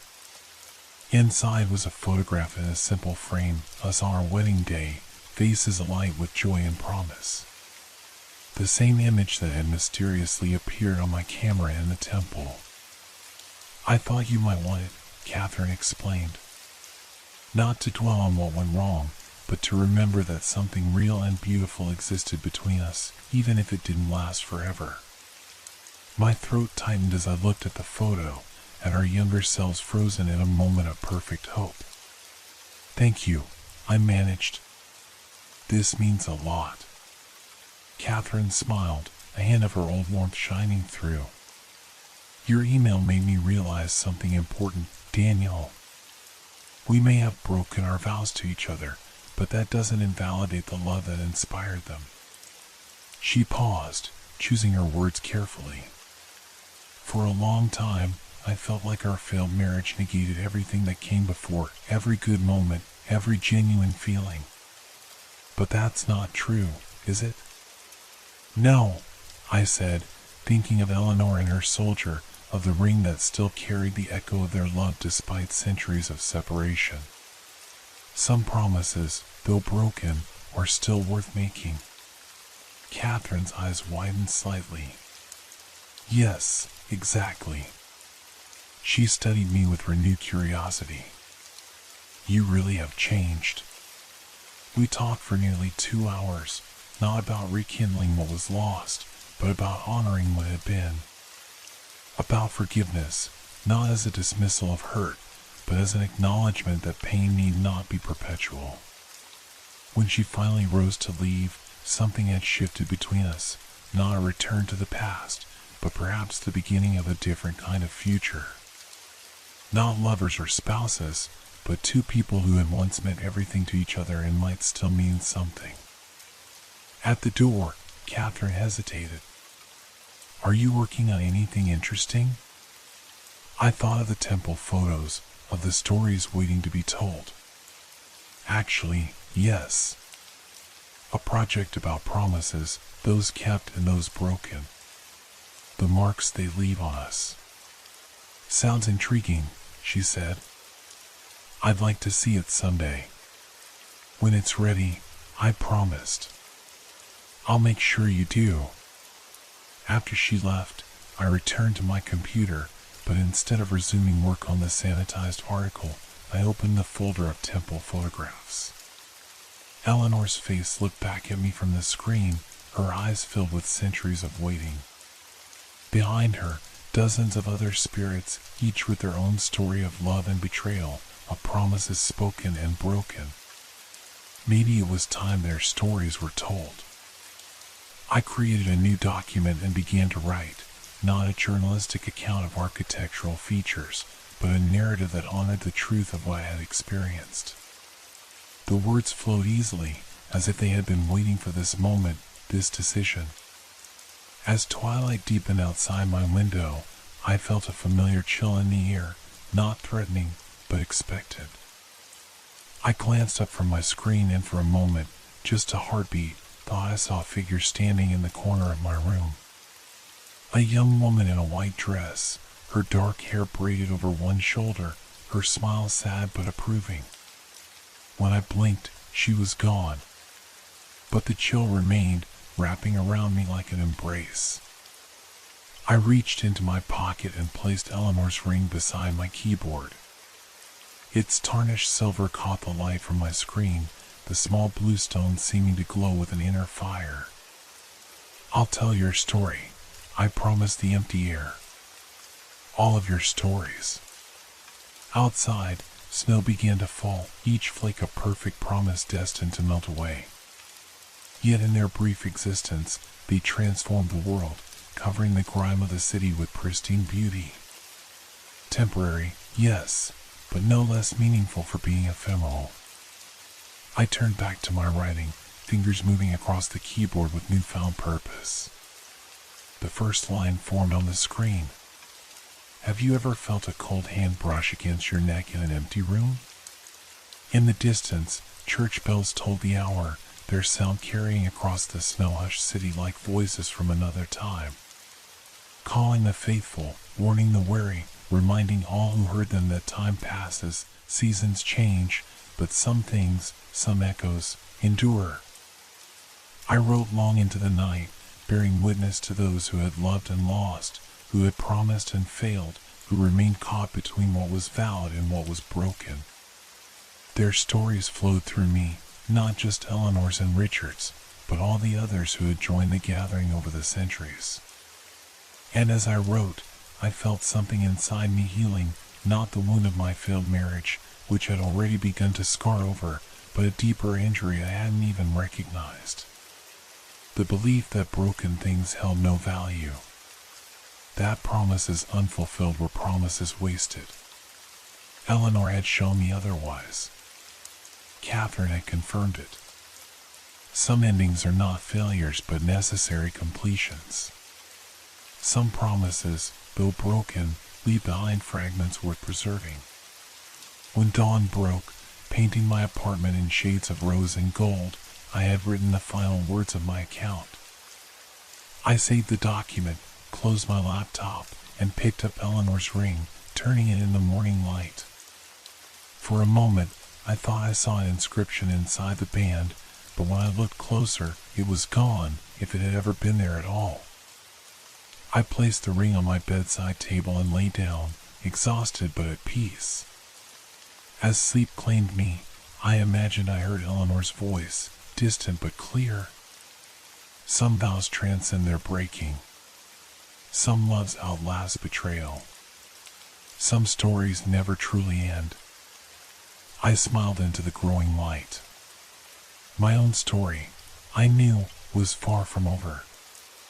And whatever promises the future held, kept or broken, I would face them with open eyes, knowing now the weight of words and the echoes they leave behind. Outside my window, the city awakened to a world transformed by snow, each footprint and tire track breaking the perfect white surface, yet somehow adding to its beauty. Proof that even perfection, once disrupted, could become something new. Something different. Something equally worthy of remembrance.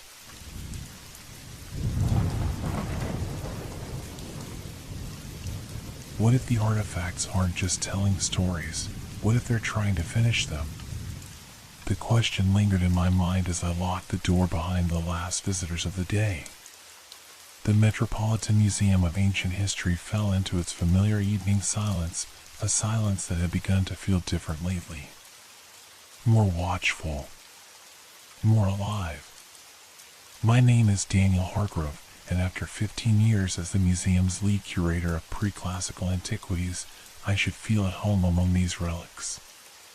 But tonight, as I made my rounds through the dimly lit exhibition halls, something felt off. The special exhibition, Forgotten Empires, Mysteries of the Unnamed Dynasty, had been my professional triumph. artifacts excavated from a previously unknown civilization that existed in the shadowy period between the fall of the Akkadian Empire and the rise of Babylon. A culture with no surviving name, only whispers of their existence and fragmented texts from neighboring societies that refer to them simply as the Banished Ones. My footsteps echoed across the marble floor of the main gallery. The sound seemed to bounce back a half second too late, as if returning from somewhere much farther than the nearby walls. I paused, listening to the unnatural resonance fade. Just tired, I muttered to myself, rubbing my eyes. 3 months of 18-hour days preparing this exhibition had taken their toll. The centerpiece of the collection was a ceremonial mask carved from obsidian so dark it seemed to absorb rather than reflect the gallery lights. Its features were humanoid but wrong. Eyes set too wide, mouth stretched in what could be agony or ecstasy. Archaeologists had found it buried face down in a sealed chamber, surrounded by curious symbols that none of our linguists had been able to decipher. As I approached the display case, the air around it seemed to thicken. A subtle metallic taste coated my tongue, and the fine hairs on my arms stood on end. I leaned closer to inspect the security seal on the case. That's when I noticed it, a fine layer of condensation on the inside of the glass. Impossible. Our climate control systems were state-of-the-art. I touched the glass. It was ice cold. Inside the case, something impossible happened. A single droplet of what looked like water formed at the corner of the mask's eye. It traced a path down the obsidian cheek, like a tear. My heart lurched against my ribs. Logic insisted it was just condensation, but my instinct screamed something else entirely. The overhead lights flickered once, twice. The security system's hum faltered momentarily, then resumed at a slightly different pitch. "Hello?" I called out, immediately regretting it. My voice sounded thin, hesitant, swallowed by the vast gallery's unnatural silence. No response came. Of course not. I was alone. Wasn't I? From the corner of my eye, I caught a flicker of movement reflected in a glass display. When I turned, there was nothing there. Just the ancient artifacts, silent witnesses to thousands of years of human history. I pulled out my phone to call security, but the screen showed no service. Strange. Coverage was usually excellent throughout the building. The screen flickered, then displayed a string of unfamiliar symbols, similar to those found in the burial chamber with the mask. They pulsed once, twice, then the phone went dead. A soft whispering sound drifted from the adjoining gallery.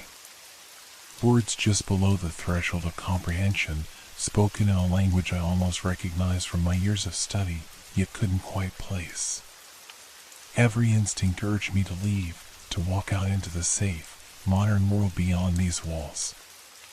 Instead, I found myself moving toward the sound, drawn by professional curiosity and something else, something older and more primal.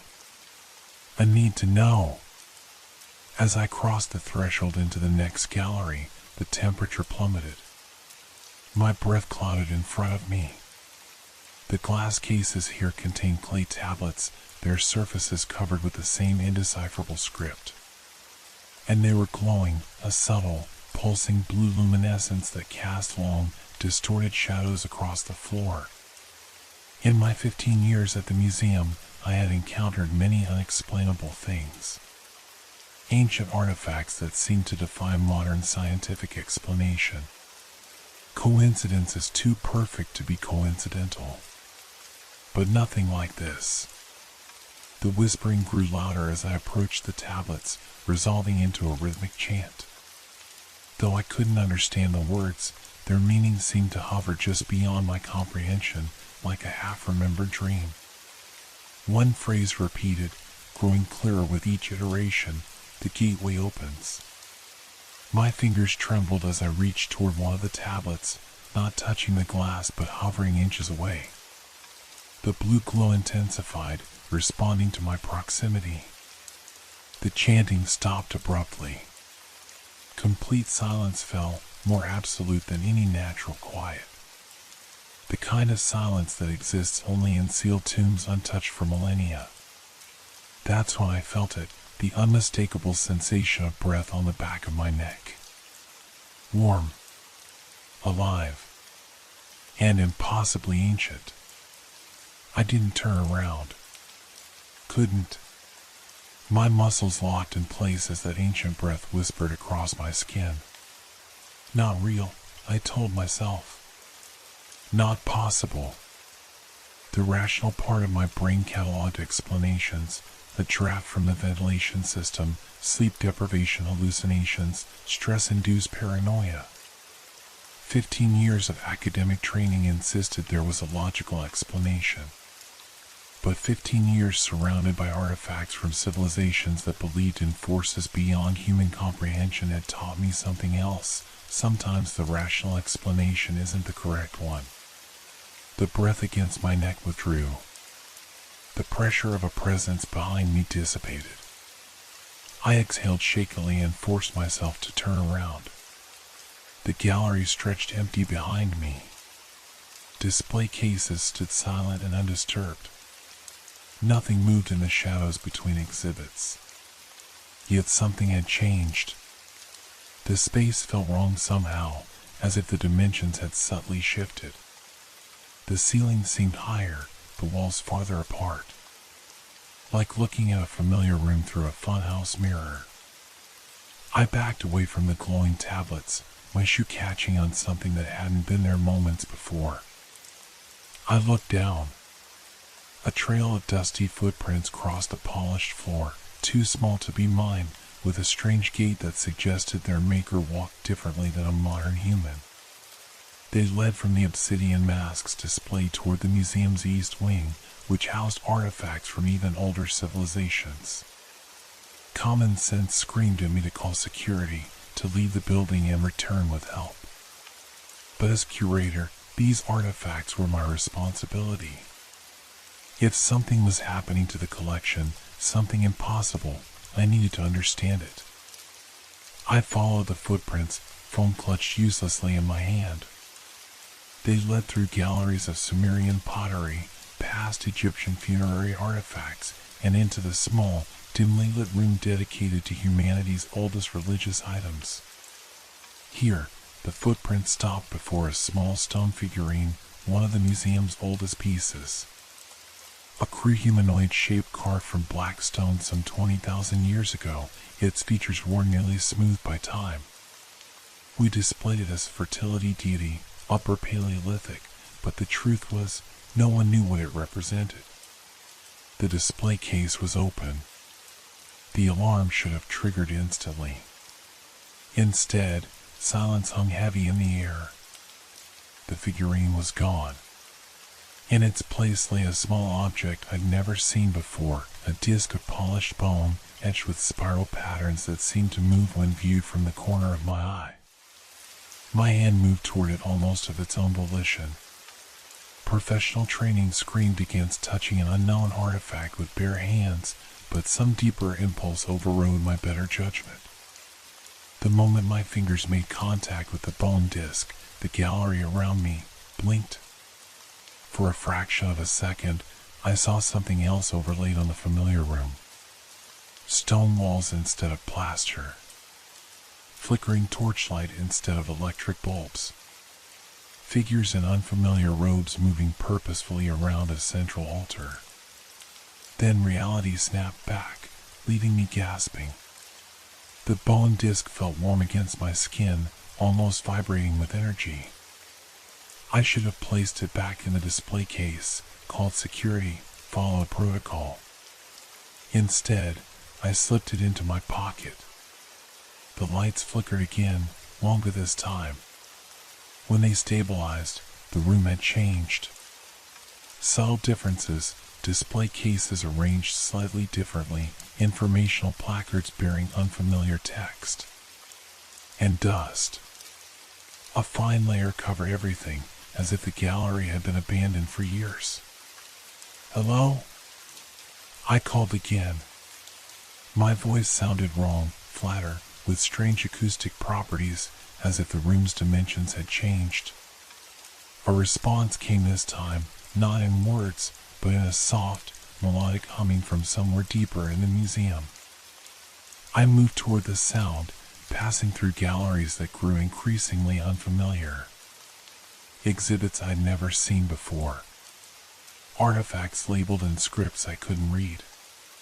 The architecture itself shifted, doorways narrower, ceilings higher, the modern museum gradually transforming into something older, something that had never existed in the building's blueprints.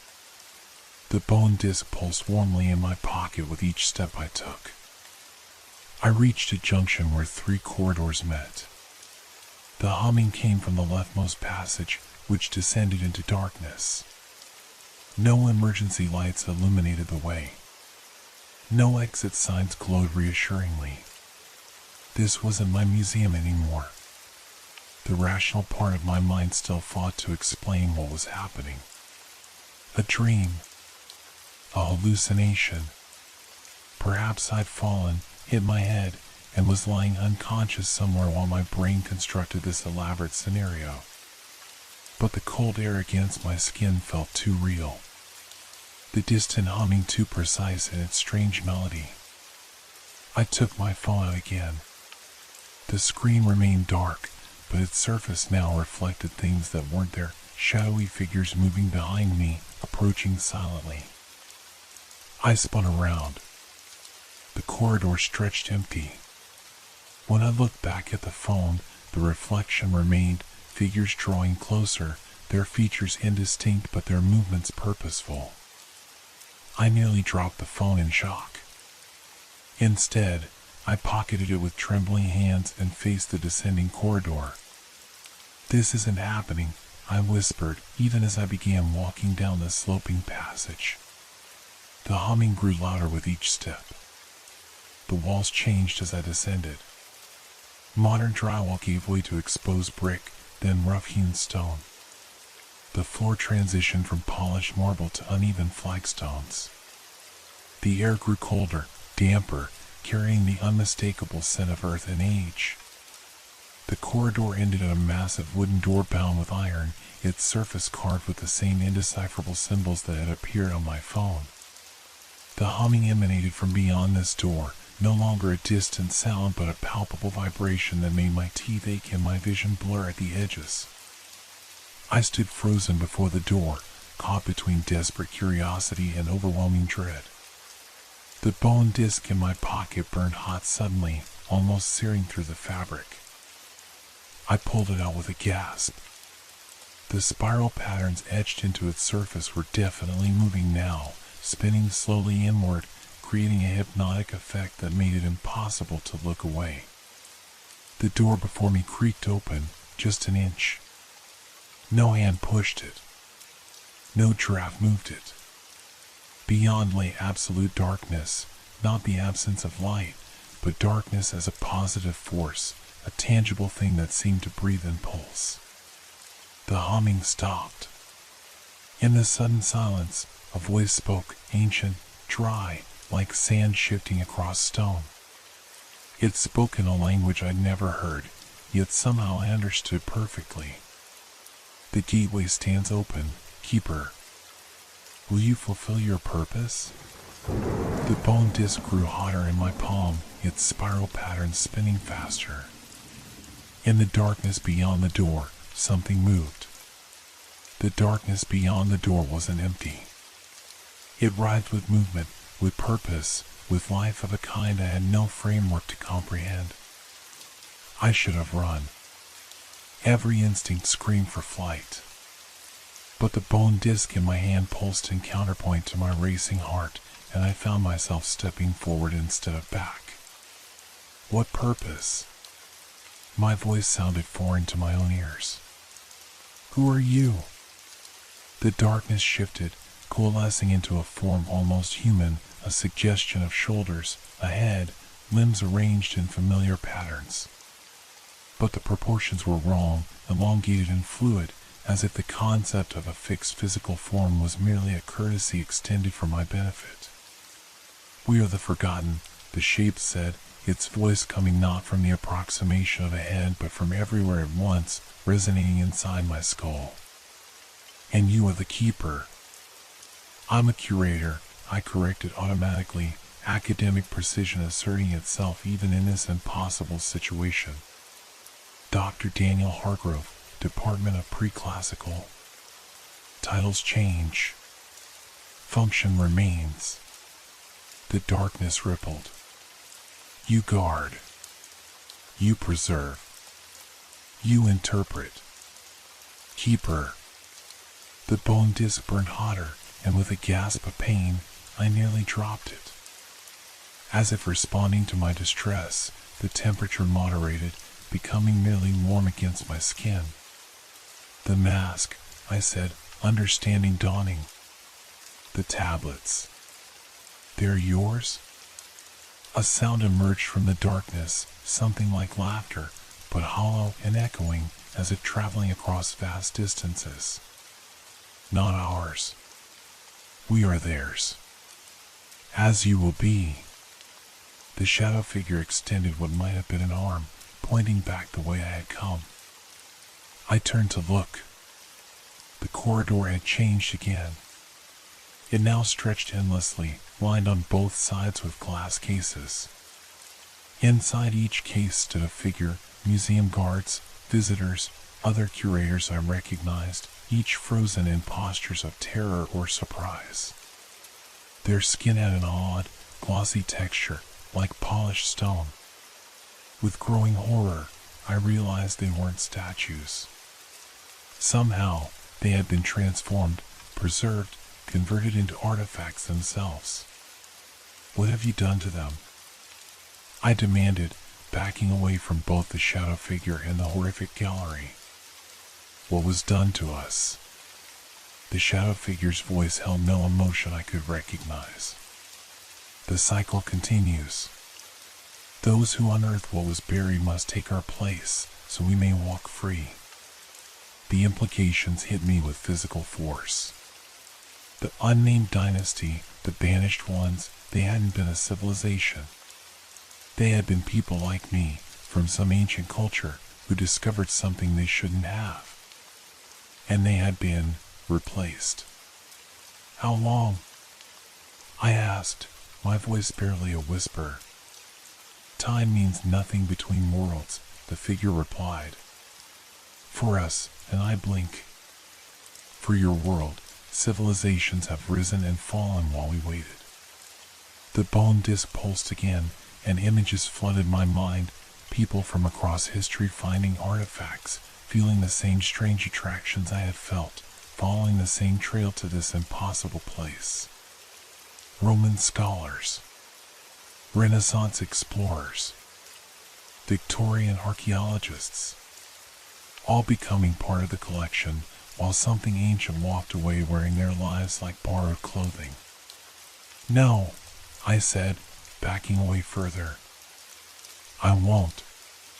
"The choice was made when you touched what was forbidden," the shadow figure said, advancing. "The gateway is open. The exchange must occur." I turned to run, but the corridor had shifted again. Now I faced a circular chamber with no visible exits. The walls were lined with niches, each containing an obsidian mask identical to the one in my exhibition. In the center of the chamber stood a stone plinth, its surface bare except for a shallow depression that looked perfectly sized for the bone disc I still clutched. The shadow figure glided into the chamber behind me, its form becoming more solid, more human with each passing moment. I caught a glimpse of its face, my face, but with eyes too dark and a smile too wide. "The cycle continues," it said, its voice now a perfect mimicry of my own. "Place the disc, keeper, and take your place in the collection." My hand moved toward the plinth, the bone disc seeming to pull toward the depression like a magnet to metal. I fought against the movement, muscles straining, sweat beading on my forehead. You cannot resist, my doppelganger said. None have. But academic curiosity, the trait that had led me into this nightmare, suddenly offered a potential escape. If I was part of a cycle, if this had happened before. The other artifacts, I gasped, still fighting the pull of the disc. The ones you replaced. They found a way out. That's why they're back in our world. The shadow figure hesitated, its form wavering slightly. Impossible. Once taken, none return. But I had spent my life studying artifacts, piecing together stories from fragmented evidence. And now I recognize the truth, the obsidian mask, the clay tablets, the bone disc. These weren't just relics from a forgotten civilization. They were escape attempts. Previous keepers finding ways to reach back into the world. The bone disc grew hotter in my grip, and with sudden clarity, I understood its spiral pattern wasn't pulling inward, it was pushing outward, creating a way back. You're wrong, I said, newfound confidence strengthening my voice. They did return. Parts of them, at least. Enough to warn others. I raised the disc to eye level, focusing on the spinning spiral. If my theory was correct, if the artifacts were tools rather than just tokens of a curse. The shadow figure lunged forward, its form fully solidifying into my perfect double. No. Too late. I pressed the disc against my forehead, where the spiral pattern burned white hot against my skin. Pain exploded through my skull, followed by a sensation of falling, not down but sideways, through layers of reality that peeled away like pages in a book.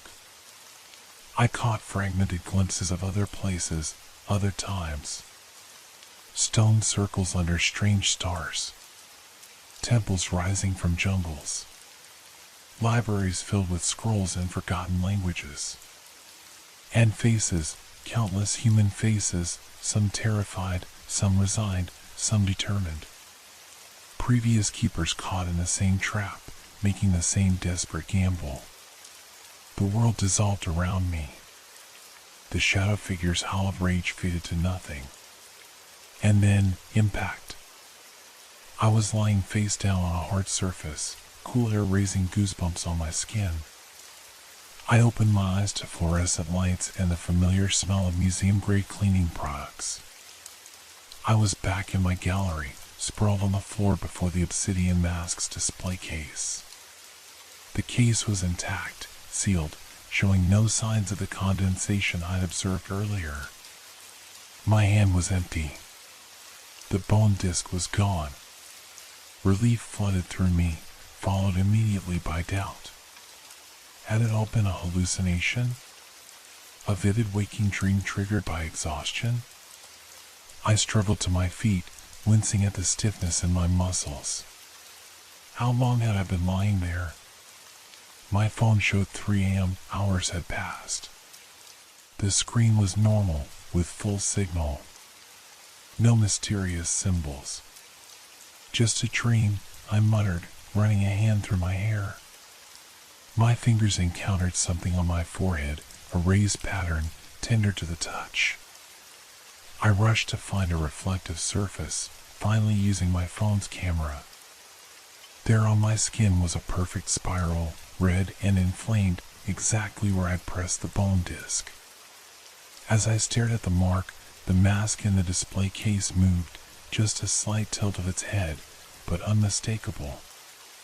And I heard that voice again, not through my ears but directly in my mind. The gateway stands open, keeper. And now, so do you. My apartment felt foreign when I finally returned home, as if I were visiting a place I'd only seen in photographs.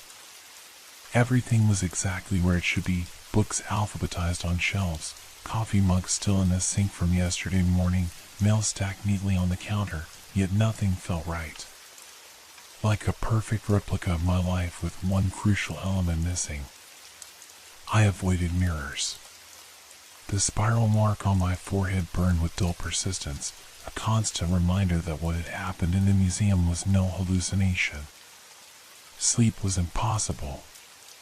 Every time I closed my eyes, I saw that circular chamber with its niches of obsidian masks. I heard the shadow figure's words echoing, "The gateway stands open, keeper." And now, so do you. What did that mean? How was I different? I sat at my kitchen table until dawn, hands wrapped around a mug of tea gone cold, trying to make sense of my experience through the lens of my academic training. Psychosomatic manifestation? Unlikely. The spiral burn was too precise, too perfectly matched to the bone disc's pattern. Mass hallucination? I had been alone in the museum. Ancient curse? My scientific mind rebelled against the concept, even as the evidence of my own experience suggested otherwise. By morning, I had reached only one conclusion: I needed to learn more. If I was caught in something ancient and dangerous, my only protection was knowledge. The museum was closed on Mondays, a small mercy. I had a day to investigate without colleagues noticing my distress or the mark on my forehead, which I covered with a bandage explained away as a minor kitchen accident. I let myself in through the staff entrance, nodding to the security guard on duty. Everything seemed normal. The corridors were brightly lit, the display cases undisturbed. No mysterious footprints tracked across the floors. I made my way directly to the Forgotten Empires exhibition. The obsidian mask sat motionless in its case, exactly as it should be. No condensation. No tears tracking down its cheeks.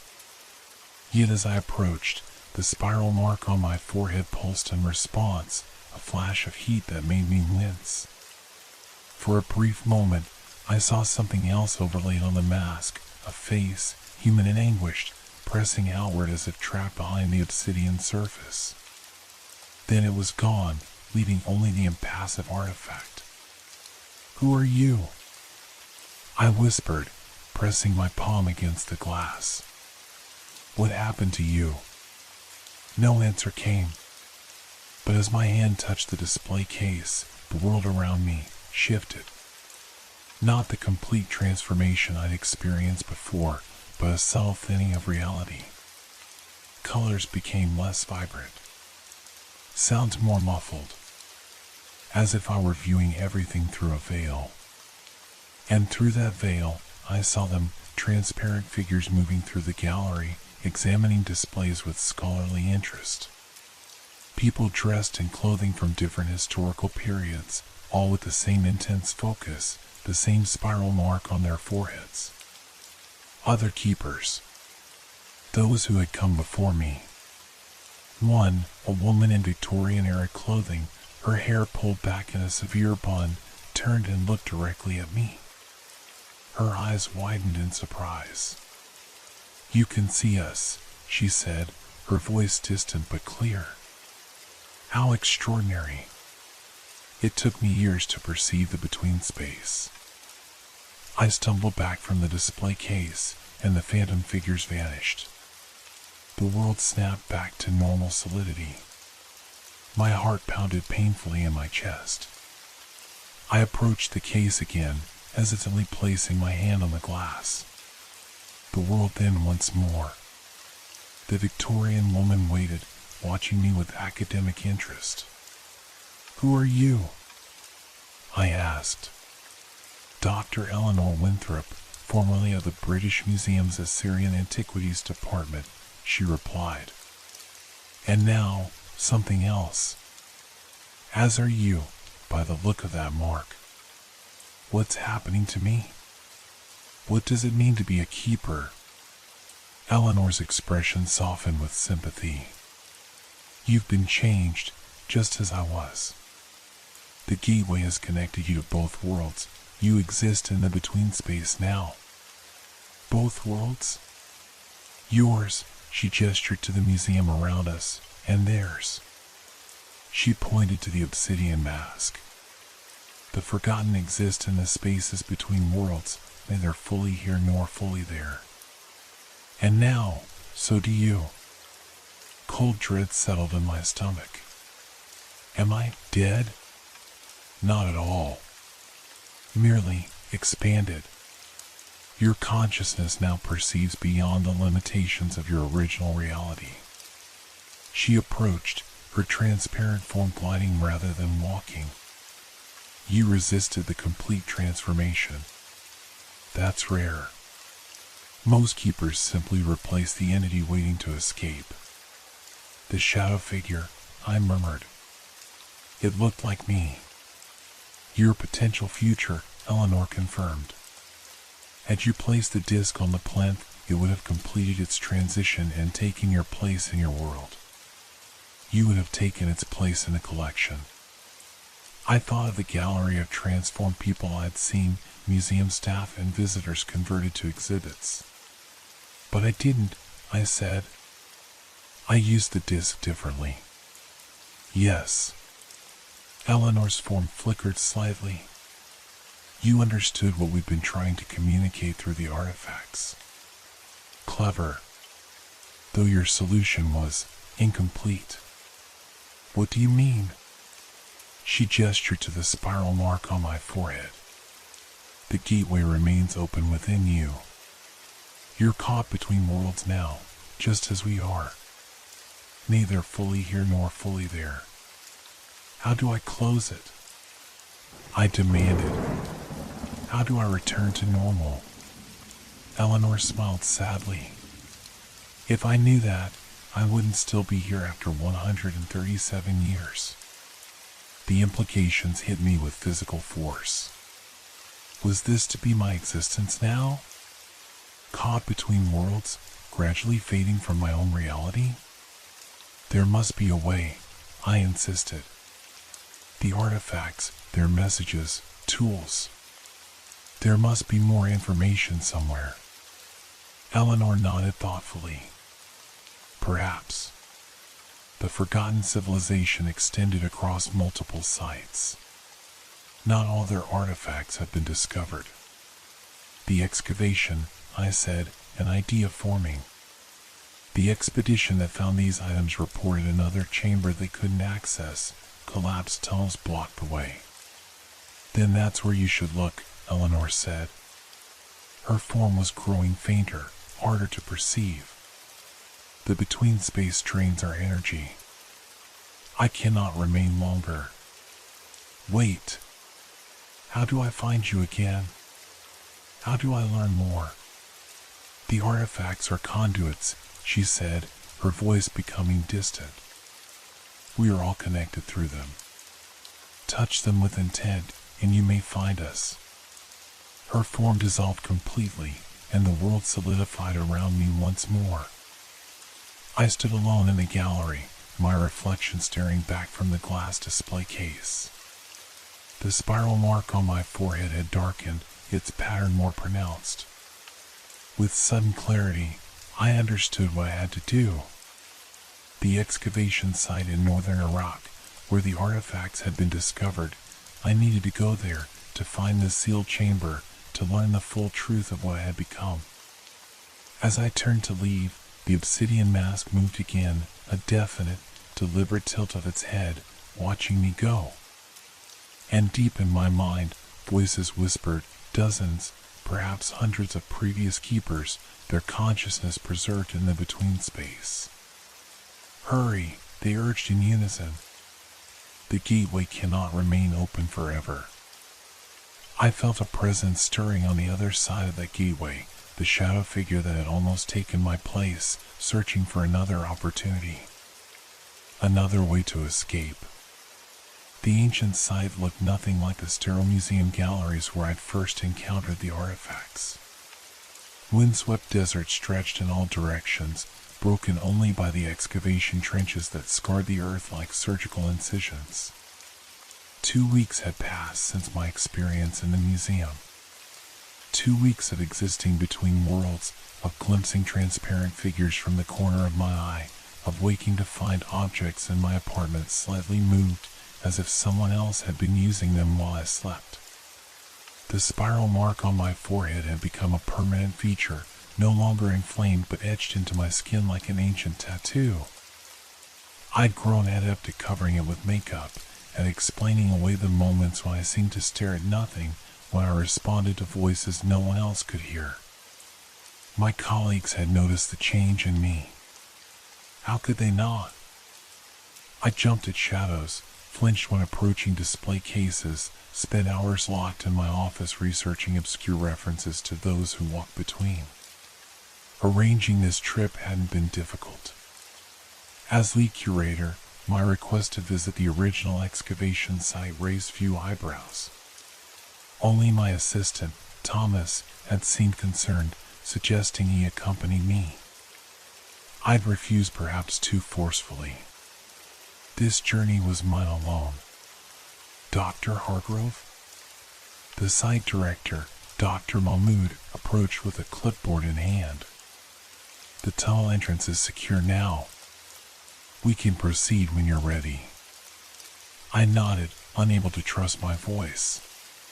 The voices of other keepers had grown louder as I neared the site, their warnings and encouragements blending into an incomprehensible chorus. They fell silent only when I stood before the narrow tunnel entrance, its darkness yawning like an open mouth into the earth. The chamber you asked about is approximately 40 meters in this direction, Dr. Mahmoud said, pointing to a site map. The original team reported unusual readings from their ground-penetrating radar, a large space beyond the collapsed section. And no one has accessed it yet? I confirmed. No. After recovering the artifacts from the outer chambers, funding was cut. The collapse made further exploration too expensive to justify. He frowned slightly. May I ask why this particular chamber interests you? The artifacts already recovered are extraordinary enough. I gave him the explanation I prepared, a theory about ceremonial spaces, potential clues to the civilization's religious practices, but my mind was elsewhere, focused on the weight of the small backpack I carried. Inside was the obsidian mask, smuggled from the museum at considerable risk to my career. I'd known, somehow, that I would need it. That it was a key of sorts. I'd like to explore alone initially, I told Dr. Mahmoud. First impressions are important. He looked ready to object, then nodded reluctantly. The tunnel is stable, but don't go beyond the marked support beams. Radio if you need assistance. He handed me a flashlight and a hard hat. We'll monitor from here. I descended into the earth, the temperature dropping with each step. Modern support structures gave way to ancient stonework, walls carved with the now familiar indecipherable script. My flashlight beam caught symbols that seemed to shift when viewed directly, rearranging themselves into new patterns. The voices of the keepers returned, more distinct in this place, closer now. The truth waits. Beware the cost of knowing. I reached the collapsed section that had stopped the original excavation. Massive stone blocks filled the passage, seemingly impossible to move without heavy equipment. But as I approached, the spiral mark on my forehead pulsed warmly. The stones before me shimmered, became translucent, revealing the passage beyond as if the collapse existed in another reality, which, I now understood, it did. I stepped forward, passing through solid stone as if it were merely a projection. The sensation was disorienting, a moment of resistance, like pushing through heavy curtains, then I was through. Beyond the collapse, the passage continued, untouched by modern exploration. No footprints marked the dust that covered the floor. No electric lights had ever illuminated the carvings that covered every surface. And those carvings were moving, flowing across the walls like liquid, forming scenes that played out before my eyes. People discovering artifacts, undergoing transformations, becoming trapped between worlds. The history of the keepers, preserved in living stone. At the end of the passage stood a circular stone door, identical to the one I'd encountered in my journey beneath the museum. The same symbols decorated its surface, pulsing with faint blue luminescence. I removed the obsidian mask from my backpack. It felt heavier here, more solid, as if returning to its original realm had restored something to it. The mask vibrated in my hands, pulling toward the door with increasing force. I let it go. Instead of falling, it floated to the center of the door, fitting perfectly into a depression I hadn't noticed before. Stone grated against stone as ancient mechanisms activated, and the door swung slowly inward. Beyond lay the chamber from my vision, circular, with niches containing masks lining the walls. But now I could see it clearly, without the distortion of the between space. Each niche held not just a mask, but a complete figure, people from across history, their bodies transformed into a stone-like substance, their faces frozen in expressions of horror or resignation. And each bore the spiral mark on their forehead. In the center stood the plinth, its surface still bare except for the depression sized for the bone disc. But the chamber wasn't empty. My doppelganger waited beside the plinth, the shadow figure from before, now fully formed and solid. No longer a shifting approximation, but my perfect double down to the smallest detail. "You came," it said in my voice. "I knew you would." "What are you?" I demanded, though I suspected I already knew. "The original," it replied. "The first to discover the gateway. The first to become trapped." It gestured to the transformed figures in their niches. All of them, all of you, are merely reflections, copies created to replace those of us who have escaped. "That's not possible," I said. "These artifacts are thousands of years old. Time works differently between worlds." My double smiled with my face, yet the expression was wrong, too wide, too knowing. What you call the unnamed dynasty was not a civilization, but a moment, the moment when the gateway first opened, when those who stumbled upon it were transformed into the first keepers. It approached me, movements of perfect mimicry of my own. "We have waited so long to be free. Each escape is temporary, for the gateway always reclaims us eventually. Unless the gateway is closed permanently," I finished, understanding dawning. "Yes. One must willingly take our place. Become the final keeper, the one who remains forever to guard the threshold." The plinth between us began to glow, the depression in its center pulsing with blue light. "The bone disc," I said. "Where is it?" My double tapped his forehead, where the same spiral mark burned on his skin. "Here. As it is on yours." The disc was never a physical object, but a manifestation of the gateway's power. The key to both prison and freedom. I instinctively touched my own mark, feeling it pulse in response. If I become the final keeper, what happens to the others? I gestured to the niches, to the trapped souls who had come before me.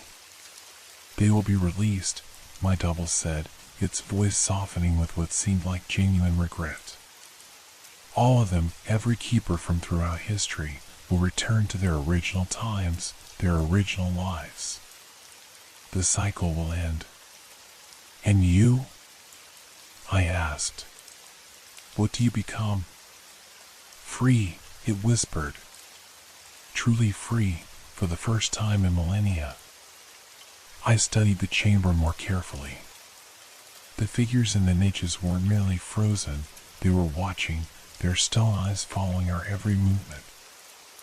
I could feel them now, their consciousness brushing against mine through our shared connection to the gateway.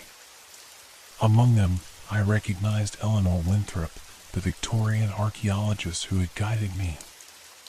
Her stone lips didn't move, but her voice spoke clearly in my mind, He lies. The gateway cannot be closed from this side. My double's expression hardened. The others don't understand. They've been trapped too long, their minds fractured by time. But now other voices joined Eleanor's, a chorus of warnings. The gateway feeds on sacrifice. He seeks not to close but to widen it. There is another way. My double stepped closer. Ignore them. They're afraid of change, of ending. You and I are the same, Daniel. We're scholars. Seekers of truth. Don't you want to understand the ultimate truth of what lies beyond? The offer was tempting. Part of me, the academic, the curator, the lifelong student of ancient mysteries, burned with curiosity about what existence my double promised. But another part remembered the museum gallery of transformed visitors and staff. The terror in their frozen faces. If we're the same, I said carefully, then you know I need proof. Evidence. My double smiled, pleased. Of course. He extended his hand toward the plinth. Touch it. See the truth for yourself. I approached slowly, aware of the voices of previous keepers growing more urgent in my mind.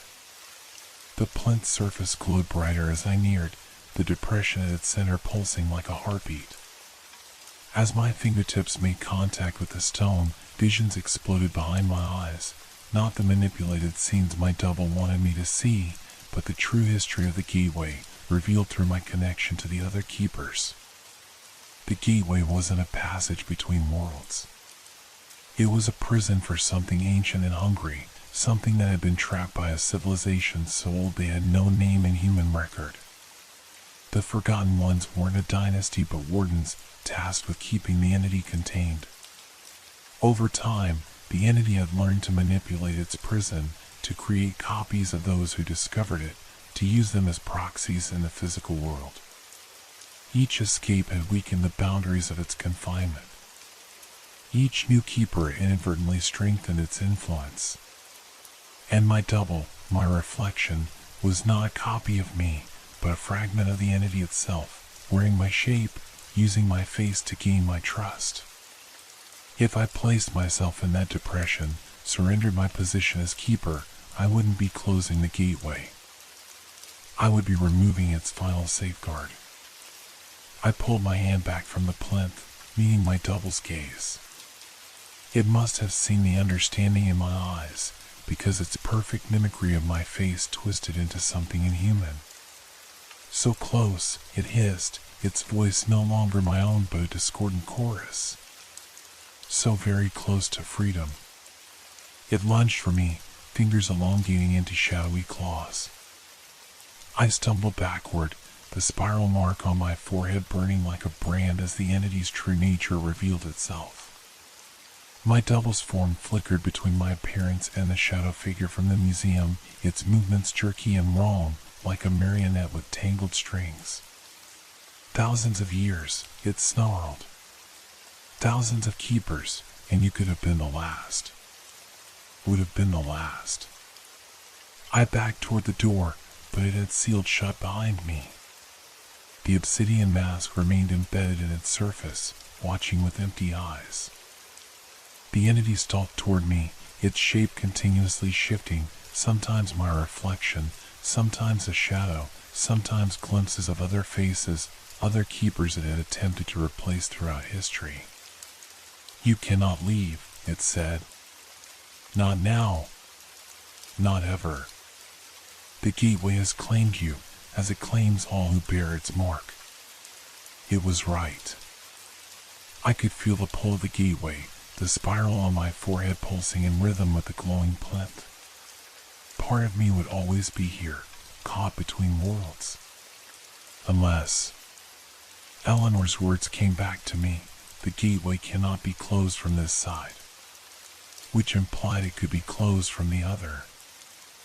I reached up and pressed my palm firmly against the spiral mark on my forehead. It burned hotter under my touch, and I could feel something beneath my skin, not a physical object, but a concentration of energy, of connection. The entity sensed my intention. "Stop!" it shrieked, rushing forward. Too late. I clawed at the mark, feeling it tear under my fingernails, not flesh ripping but reality itself, as if I were peeling back a layer of existence. Pain exploded through my skull, white-hot and all-consuming. The chamber around me began to blur and distort. The entity's howl of rage faded as if receding down a long tunnel. The last thing I saw was the obsidian mask, sliding free from the door as the gateway began to collapse. I woke to the steady beep of hospital monitors and the antiseptic smell of a medical ward. My head was wrapped in bandages and 4 drip attached to my arm. "He's awake." Thomas, my assistant, called to someone in the hallway. His face appeared above me, lined with concern. "Dr. Hargrove? Can you hear me? Thomas?" My voice was a hoarse whisper. "Where am I? What happened?" "Baghdad General Hospital. You've been unconscious for 3 days." He looked deeply troubled. "There was an accident at the excavation site. A tunnel collapse." Dr. Mahmoud appeared beside him. "You're lucky to be alive, Dr. Hargrove. When you didn't respond on the radio, we sent someone in after you. They found you unconscious at the collapsed section. If the support beams hadn't held." My hand instinctively moved to my forehead, finding only bandages. "You have a nasty cut there," Thomas explained. "The doctors say it might scar." "The chamber," I croaked. "Did anyone reach it?" Dr. Mahmoud shook his head. "The collapse is complete now. That section of the site is too unstable to attempt further excavation." Relief flooded through me, followed by doubt. Had it all been real? Or merely the hallucination of an injured mind? "The obsidian mask," I said, "from the museum, is safe in its display case," Thomas assured me. "I checked personally after your accident. Everything's fine." Everything wasn't fine. I could still feel echoes of the between space, could still sense the pull of the gateway, fainter now, like a radio tuned to a distant station, but present. When I was finally left alone, I pulled the bandages from my forehead enough to examine my reflection in the stainless steel of a medical tray. The spiral mark was gone. In its place was a jagged wound, already healing into what would indeed become a scar, but a natural one, with no trace of the supernatural pattern. Had I succeeded? Had the gateway closed when I tore out its connection to me? That night, as I drifted between sleep and wakefulness, I felt the hospital room thin around me, just for a moment, revealing the shadowy outlines of the circular chamber. At its center, the plinth stood dark and dormant, its depression empty. And arrayed around the walls, the niches stood empty too. 1 month later, I returned to the Metropolitan Museum with a clean bill of health and a recommendation for extended leave that I had no intention of taking. I needed to see the artifacts, to know if they had changed as I had. The Forgotten Empires exhibition continued to draw crowds, the mysterious civilization as enigmatic as ever to the general public. But as I stood before the obsidian mask's display, I saw it with new eyes. It was just a mask now. Beautiful, ancient, mysterious, but just an artifact. The face that had seemed to move, to watch, to weep, was still. The presence I had sensed behind it was gone. I placed my hand on the glass, bracing myself for the world to thin, for Eleanor Winthrop and the other keepers to appear. Nothing happened. The gallery remained solid around me. The space between worlds was closed. Later that week, a package arrived at my office, a small box with no return address. Inside was a single sheet of yellow paper, its edges crumbling with age. The handwriting was precise Victorian script. The gateway is sealed, but not destroyed. What is forgotten may yet be remembered. Guard the knowledge, final keeper, until it is truly needed. E.W. Beneath her signature was a postscript added in a different hand, many different hands, dozens of scripts from across history. We are free. All of us. The spiral is broken, the cycle ended. You bear the final mark, not on your skin, but in your soul. The truth of us lives in you alone now. I keep the note locked in my personal safe, along with the detailed journal I've compiled of my experience. Perhaps someday, decades or centuries from now, another curator will discover an unusual artifact. They'll feel a strange attraction to it, a compulsion to study it more closely.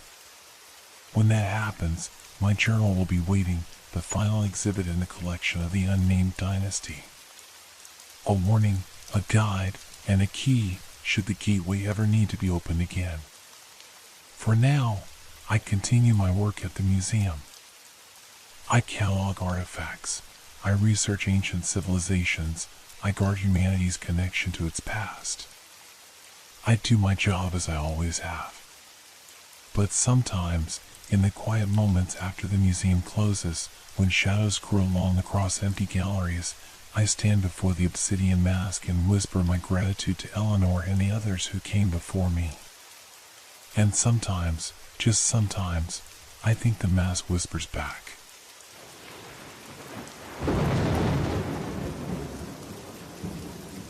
Hope your dreams are filled with fear. Good night.